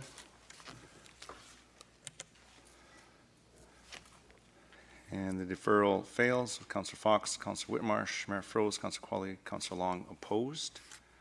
And now we're back to the main motion. Any further discussion on the main motion? Councillor Qualley, or Councillor Richter, I'm not sure if this is your second or third time, but I'll let you wrap it up then. It's on the main motion. I just had a question with regards to the tree bylaw that's running concurrently with this. The fines that are listed on page 9, I don't think they're stiff enough. In fact, I think they're pretty cheap, and I was just wondering how these fines relate to the fines that are in our current interim tree bylaw. Mr. Backen or Mr. Sefi? This is on the tree protection bylaw. Worship, I believe they're the same as the current interim bylaw, and there is a maximum. Okay. Under provincial legislation, is that correct? That's correct. Yep. What's the maximum? What's in our report? What's in the report? $500. $500 per day. We levy per day. Per tree. Or whatever. Sorry. 500 per occurrence. Per occurrence. Thank you. Okay, and that is legislated under the province. Is that correct, Mr. Backen? Maximum fines are set by the Chief Justice of the Provincial Court, and right now the maximum is $500. Thank you. Okay, thank you, Councillor Arneson. Yes, thank you, Your Worship.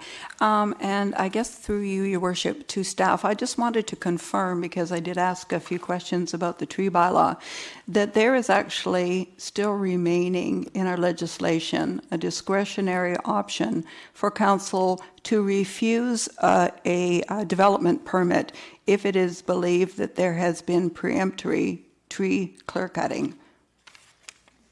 Mr. Sefi. Your Worship, Council has unfettered discretion to dispose of an application at any time. whether it's to accept it, to reject it, or to add other conditions, including assessment of penalties for removal of trees, premature removal of trees. Okay, because that was part of my assessment of concern, that we probably have legislative limits on how much of a fine we could impose, but perhaps the best fine is not to allow a development in the first place if such an offense has taken place. Thank you. Thank you. Any further discussion on F2? Seeing none, I'm going to call the question on F2. This is on first and second reading.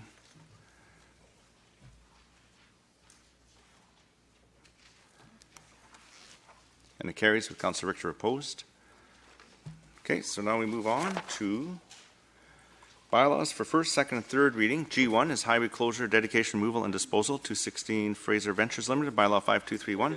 Councillor Fox moves it. Sorry, Councillor Davis seconds it. Discussion on G1.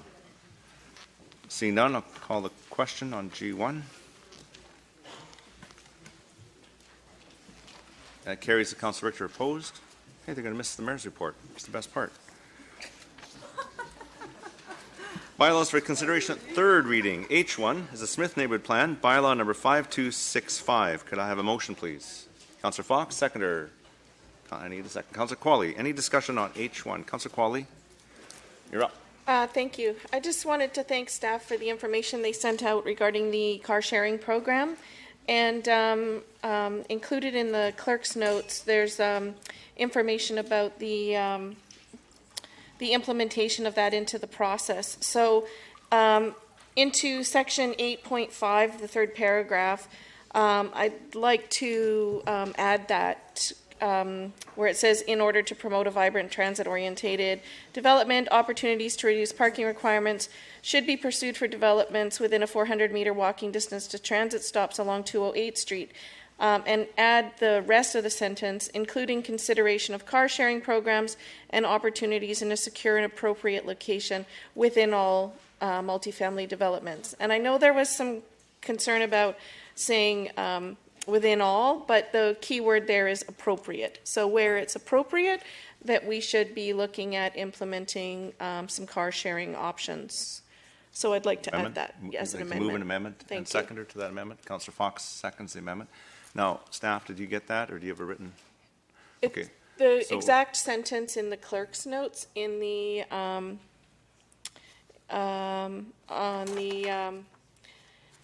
in the actions section where it says clerk's notes at the bottom, the last paragraph. Do you see it there, Ms. Barrett? So it's the full last paragraph.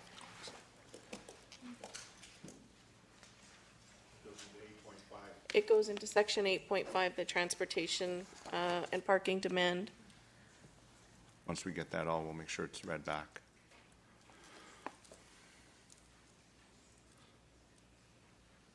Do you have the? Can you just read it back just so that we're all they're all clear? The amendment would be to add to 8.5. In order to promote a vibrant transit-oriented development, opportunities to reduce parking requirements should be pursuant for the developments within a 400-meter walking distance to transit stops along 208 Street, including consideration of car share programs and opportunities in secure and appropriate locations within all multifamily developments. Thank you. That's exactly. Thank you. Any discussion on the amendment? Councillor Long?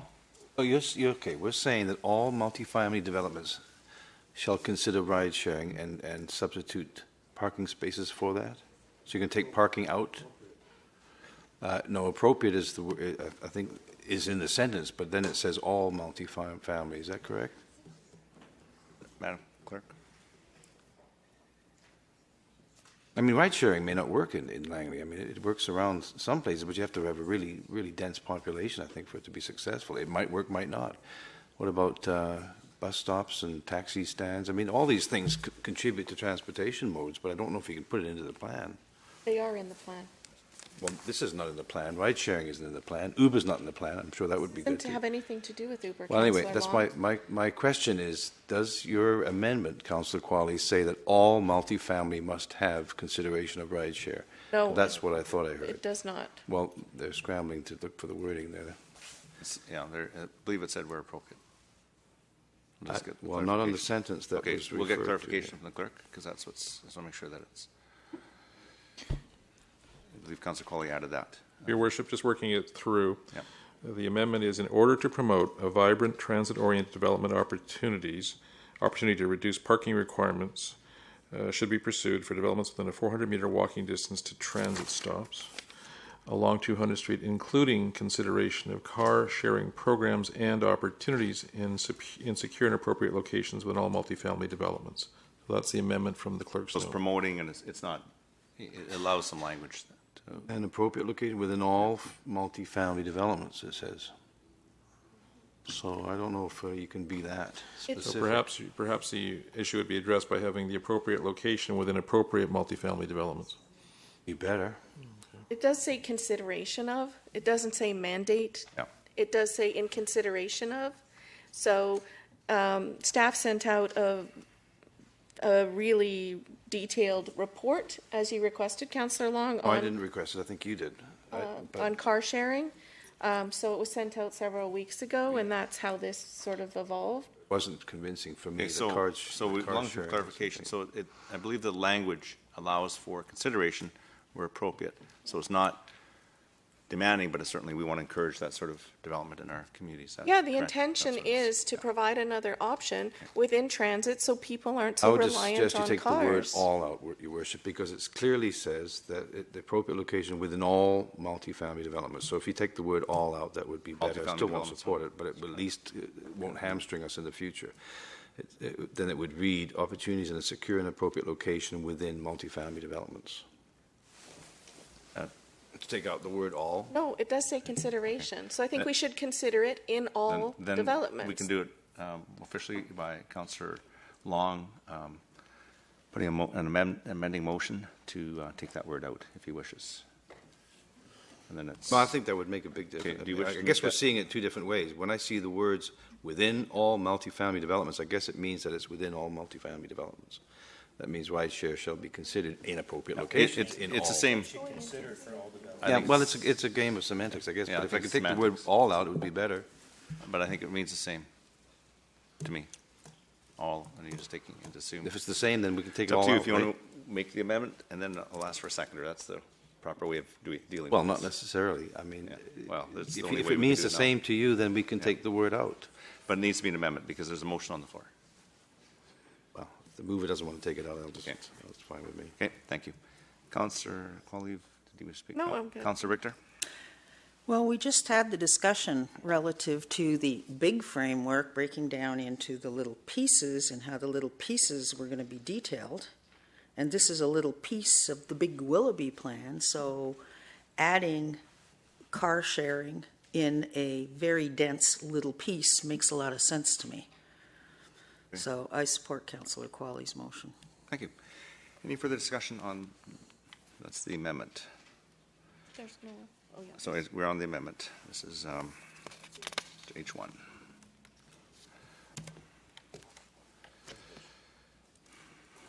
Yeah, we're voting on the amendment. On the amendment to allow for possible. Okay. And it carries. Councillor Long opposed. And now we're on to main motion as amended. Any further discussion? Councillor Arneson. Yes, thank you, Your Worship. Well, further to the big and small of things, I could have missed something, but I didn't notice anything in this neighborhood plan about electric vehicle charging stations, and I'm not sure if this is an appropriate time to make such an amendment, but I would like to see some rough-in for future residences there, including multifamily and single-family. So I don't know if this is an appropriate time. This is it. Yeah. All right. Mr. Seffi, is it not in there for multifamily rough-in, or for single-family have rough-in, for multifamily to have it available? I thought it was in this plan, but I didn't see that. I could be wrong. It is not a requirement, Your Worship, but they are typically done these days as a matter of routine course. The way it's done, yeah. Okay, well, could we make it just a little bit more affirmative and concrete to say that that has to be a condition, rather than just, voluntary, or it's something that just happens? that would require an amendment? I believe the building code requires that, Your Worship. Okay, so it's Oh, already in. okay, so that's part of that. Okay. I did have another comment, but it's not really something I probably want to make a notice of motion about. But I just wanted to draw to our attention that with this current plan, that there's the allowance of drive-ins through commercial zones. And I just really question whether or not we're putting these different standards out there for energy conservation. And it seems extremely undermining to me that we're going to promote the use of drive-ins. If we're supposed to be using electric vehicles and keeping our emissions down, then I don't really see that that would be a positive messaging. I don't understand that narrative at all. So I think we should strongly look at why it is we're supporting and continue to support drive-thrus. And if we were going to, I would make the amendment that any drive-through must have some electric vehicle charging stations on site, and that they actually have a special lane for people in an electric vehicle, so they'll get served first. I think it's a good idea. Wait there. Well, they need 2 lanes Long for this. extension. I've seen horses go through drive-throughs, so you never know. That's right. Okay, so. Okay, thank you. Councillor Qualley. Thank you. Further to Councillor Arneson's comments about the drive-thrus, I think when everybody thinks about a drive-thru, they think about McDonald's or Starbucks. I use the drive-thru bank for my own personal safety. I am taking deposits from my business to the bank, quite often late at night. And so a drive-thru doesn't just mean the convenience of a cup of coffee or a bag of French fries. There's a lot of people in our community who rely on drive-thru banks and other things for personal security reasons. So I wouldn't entertain a blanket motion that just hampered the use of drive-in or drive-thrus for that reason. It's not just about fast food. Councillor Arneson. Well, thank you. I understand that, and I've heard many really cogent arguments for why people like drive-thrus. But personally, what I have never seen is 15 or 20 cars lined up for a bank machine. But I have seen that at a Tim Hortons, and therefore, maybe we want to qualify it to some degree to say that we don't think that fast foods. I'm just saying that I don't think a blanket endorsement of drive-thrus is a particularly prudent policy to be pursuing. Thank you. Okay, any further discussion? Seeing none, I'll call the question on H1. That carries unanimously. And we move on to H2, rezoning application 100458, development variance permit application 100087, and bylaw 5284. Councillor Davis moves. Councillor Qualley seconds. Discussion on H2. H2, just let you catch up. Okay.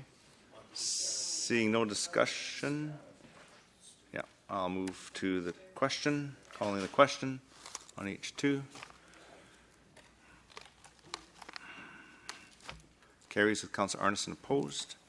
Move to H3, Aldegrove Community Plan Amendment Application 100138, Southwest Aldegrove area between 20 bylaw 5283. Councillor Fox, second by Councillor Qualley. Discussion, Councillor Richter. Yeah, there was a suggestion made from the public in one of the letters back, and I think it's a very good suggestion, and I'd like to ask staff if this is the time to put it in. It appeared on page 481 of the hard copy package, and the suggestion was about to install a traffic light at the corner of 264th and 24th Avenue, as there have been many serious accidents over the years. And I think that that's a very good suggestion, and can we make that a requirement of this rezoning? Your Worship. Not a rezoning, is it? Or is it? No. Your Worship, yeah, I was just going to say what you just said, Your Worship. This is a community plan amendment, and something as being suggested could be contemplated if there was a rezoning application, or at the time of a rezoning application, keeping in mind that 264 is under the provincial jurisdiction. Okay, but what happens is, for the rezonings, all of these parcels aren't going to come at once for rezoning. I'd be very surprised if they did. They'll come in small groups, 1 or 2 or 3, maybe 4.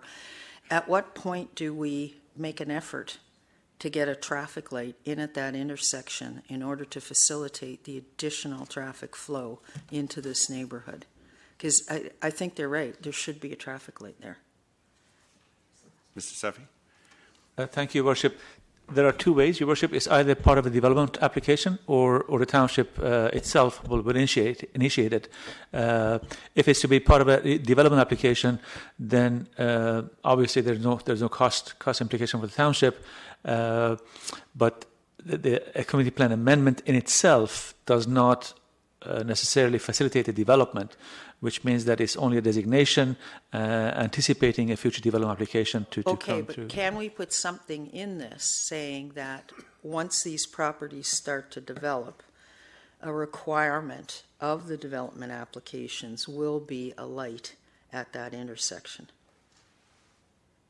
Because what I'm worried about is this is all going to densify, and nobody's going to pick up the cost for that light except for the taxpayers right now. It'll be coming out of general revenues, and that's not fair.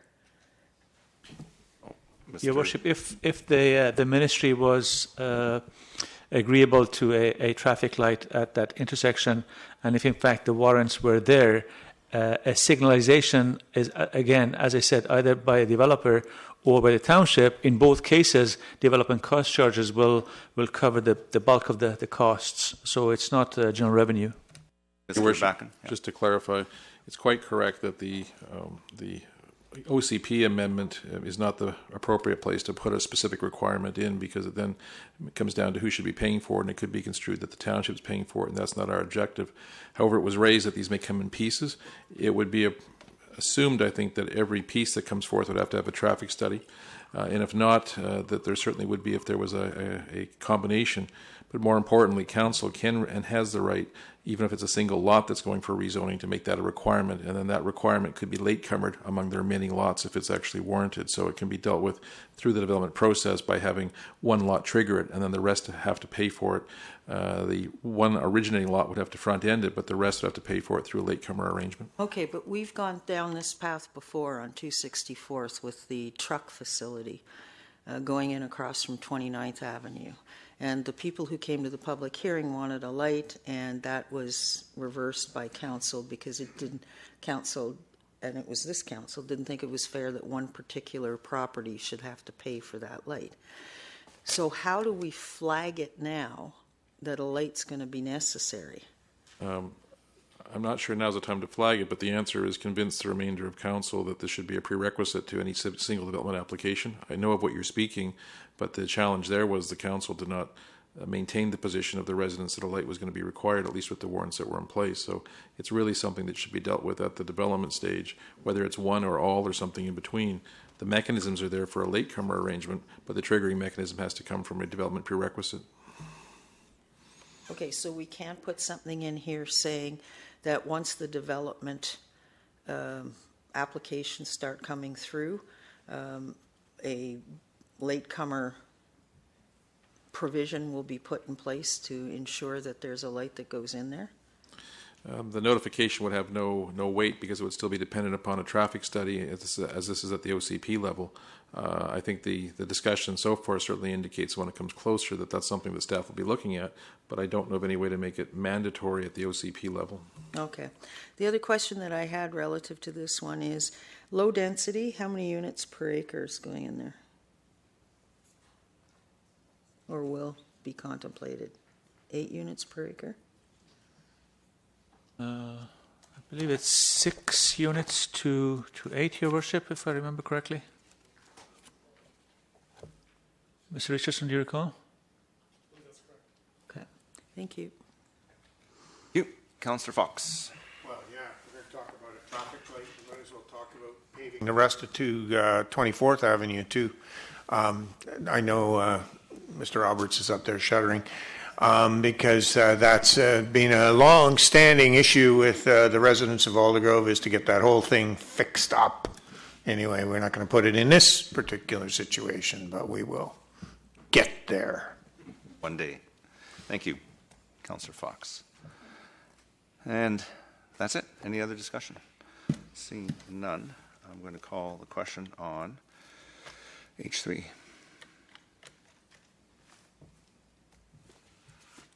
And it carries unanimously. We move on to H4, and it's Aldegrove Community Plan Amendment Application 100136, Bylaw 5282. Could I have a motion, please? Councillor Long, second by Councillor Fox. Discussion on H4. Councillor Richter. Yeah, I don't understand the logic of putting medium density, whatever medium density is, on like 5/8 of this subject property, because it's isolated. There's like nothing around it except playing fields. And why wouldn't this be low density like the ones below it?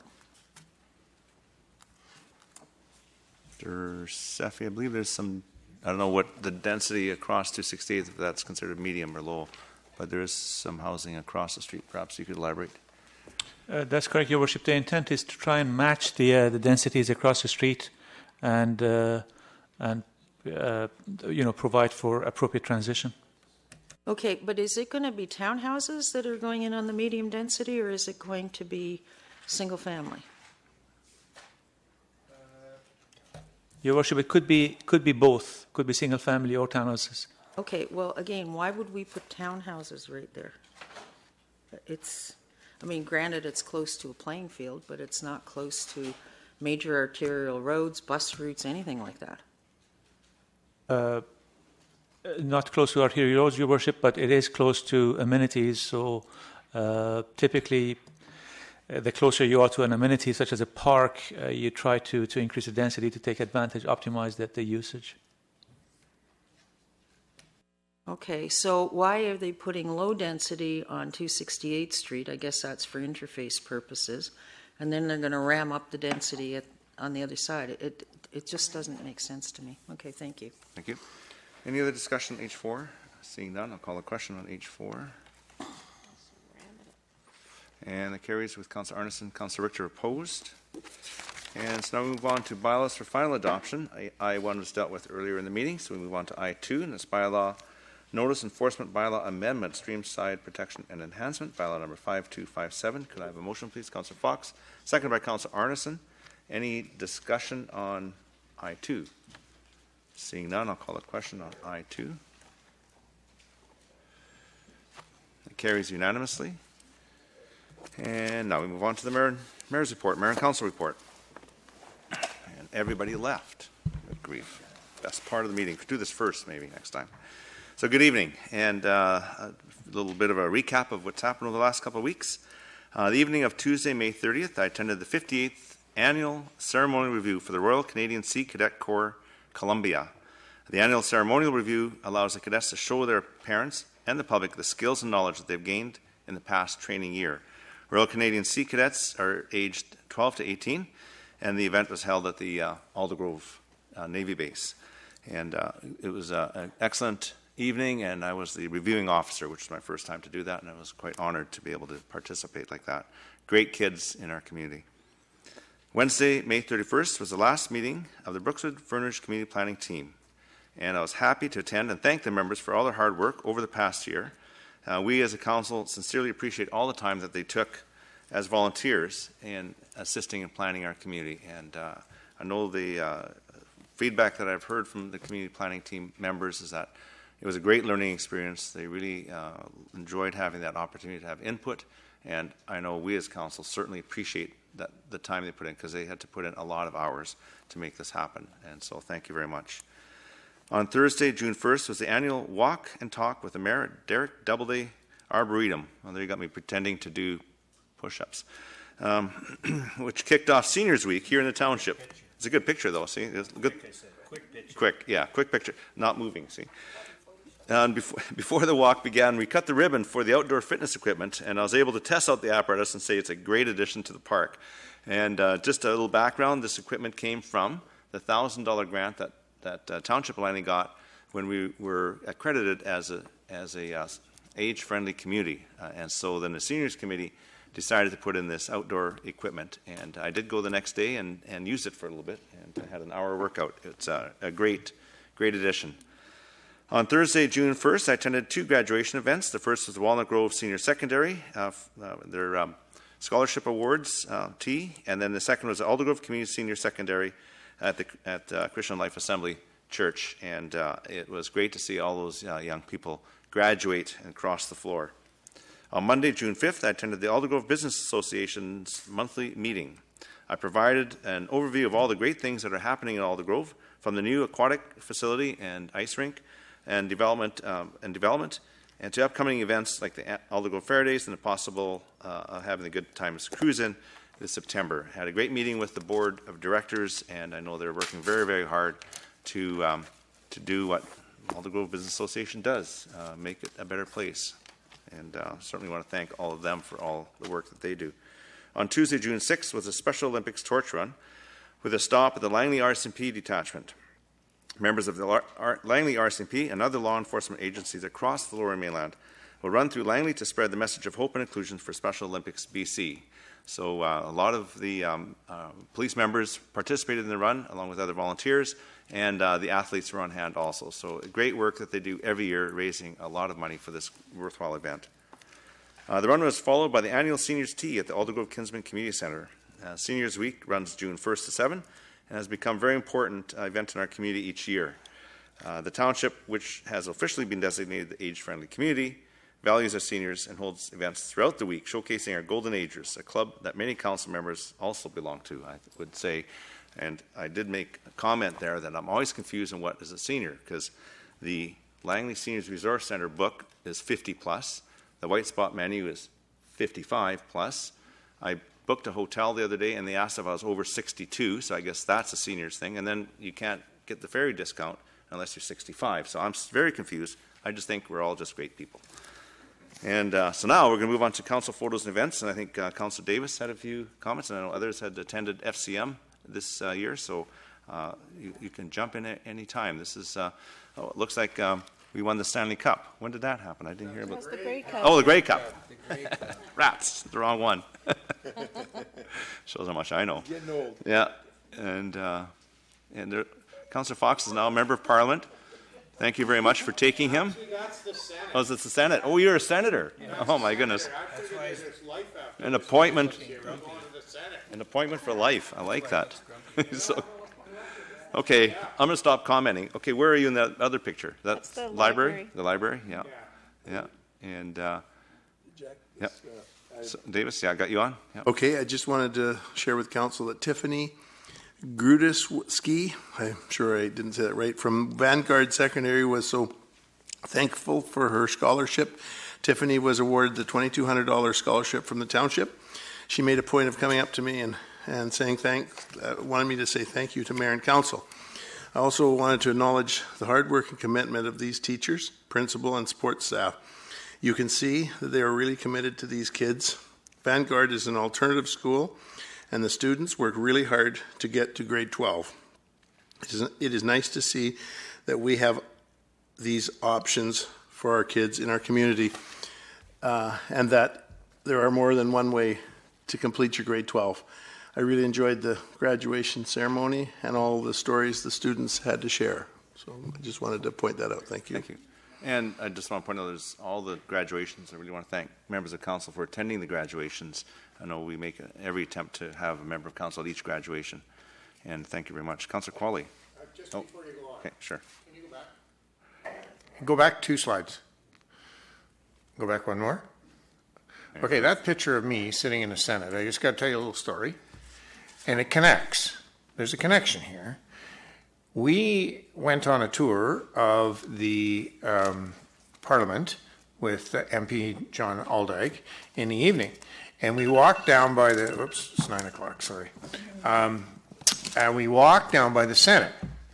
And up in the office area was a senator, Mary Martin is her name.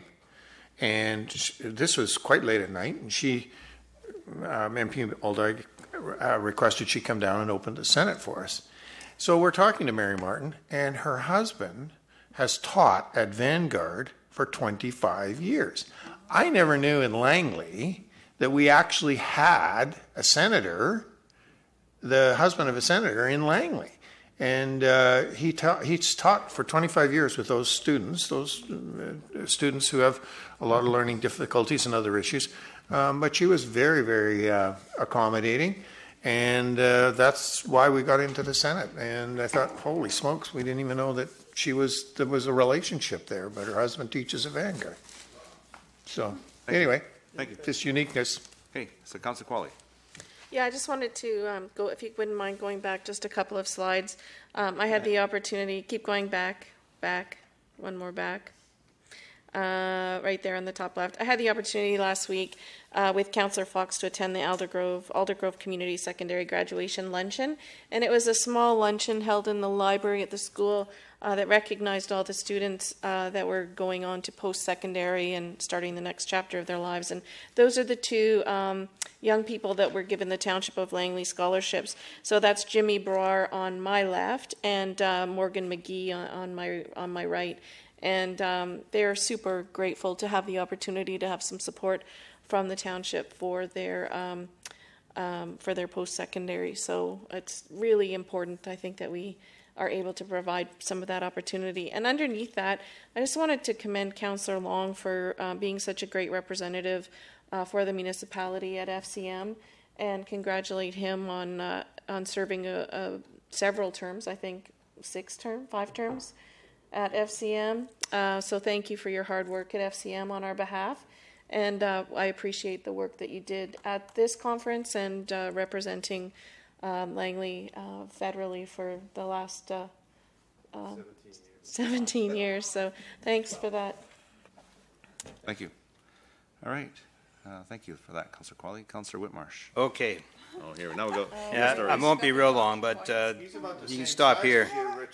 Yeah, so, well, first, before I get to the picture, I had the opportunity to attend the Langley Environmental Hero Awards, which is a great an event hosted by MP Warwa, and we honored youth and individual and association business awards, also hosted by MP John Aldegrove as well, and be able to give awards to the people in those categories, and it's quite amazing the contributions that they make to the environment in our community.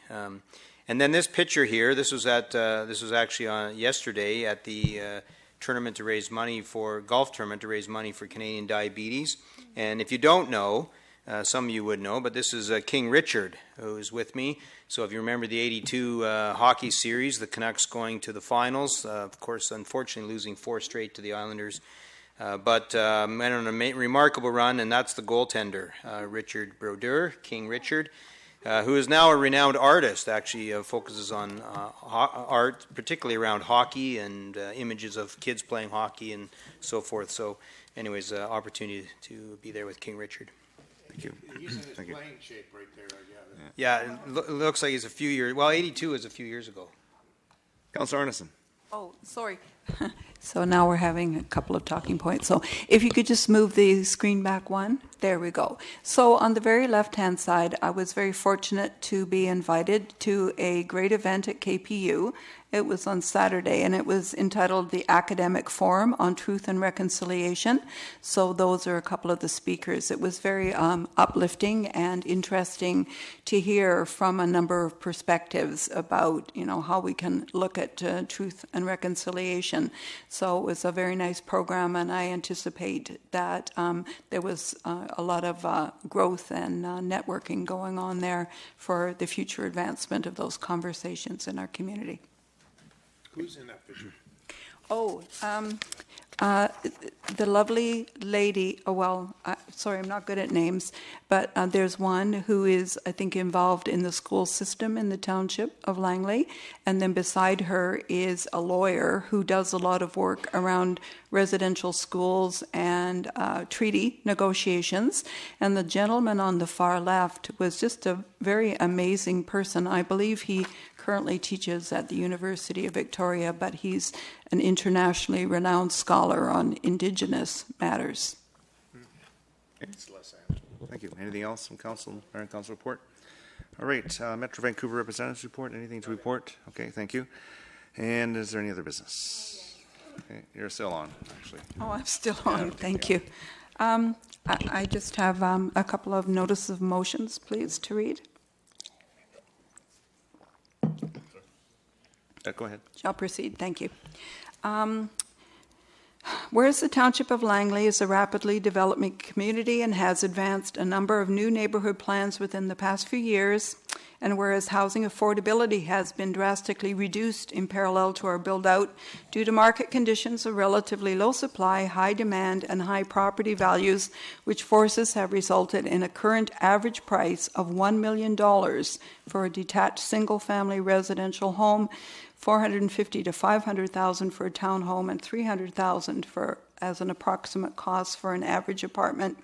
Whereas the Township of Langley is mandated to provide a range of housing options further to the Housing Action Plan, which plan outlines a strategy for the provision of affordable options and timelines, and whereas development applications continue to be processed without a clear and concrete policy to ensure the optimization of the delivery of affordable housing within the township as a necessary community good, therefore be it resolved that a future CPC meeting be convened to discuss and consider opportunities to create a framework for affordable housing protocols to help to identify specific criteria, policies, and negotiating tools in order to guide negotiations on rezonings to ensure the fair and equitable delivery of some affordable housing benefit through the rezoning process, and that further this policy include an engagement strategy to include staff, developers, Greater Vancouver Home Builders Association, UDI,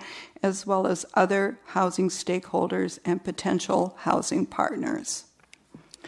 And number two, it is to protect more tree canopy in the new Brookwood and Fernridge OCP. Whereas Council has now received for consideration a draft OCP plan for the undeveloped areas of Brookwood Fernridge, and whereas many of the developable properties within the undeveloped area are heavily treed, and the majority of the township's coniferous forest reserves are located within the Brookwood Fernridge area, and whereas it is deemed necessary and desirable to balance sustainability components with development to include financial, social, and ecological considerations further to the Sustainability Charter and other township policies, which values include the protection of significant trees for ecological, wildlife, recreation, and aesthetic reasons. Therefore, be it resolved that Council direct planning staff to draft specific criteria in order to provide a framework in which to protect more trees and give effect to the language of the draft OCP, which considerations may include establishing defined percentages of canopy that must be protected in single-family residential developments based on a calculation with respect to potential negotiated formulas such as credits for trees saved, setbacks, and side yard adjustments, reduce lot sizes with bonus density provisions for tree preservation under appropriate circumstances, the requirement for supplemental plantings in order to mitigate canopy loss under prescribed circumstances and on a case-by-case basis, the utilization of community amenity charges to secure high-value forested stands and habitat areas within developing neighborhoods, and all other best management practices as identified by staff in order to encourage the preservation of existing mature trees. Is there any other business? Seeing none? Termination. Mr. Davis moves to terminate this meeting. Is there a seconder? Yes, Whitmar seconds it. All those in favor? Opposed? Carried. The meeting is now terminated. Thank you very much for Let's just carry on. showing up.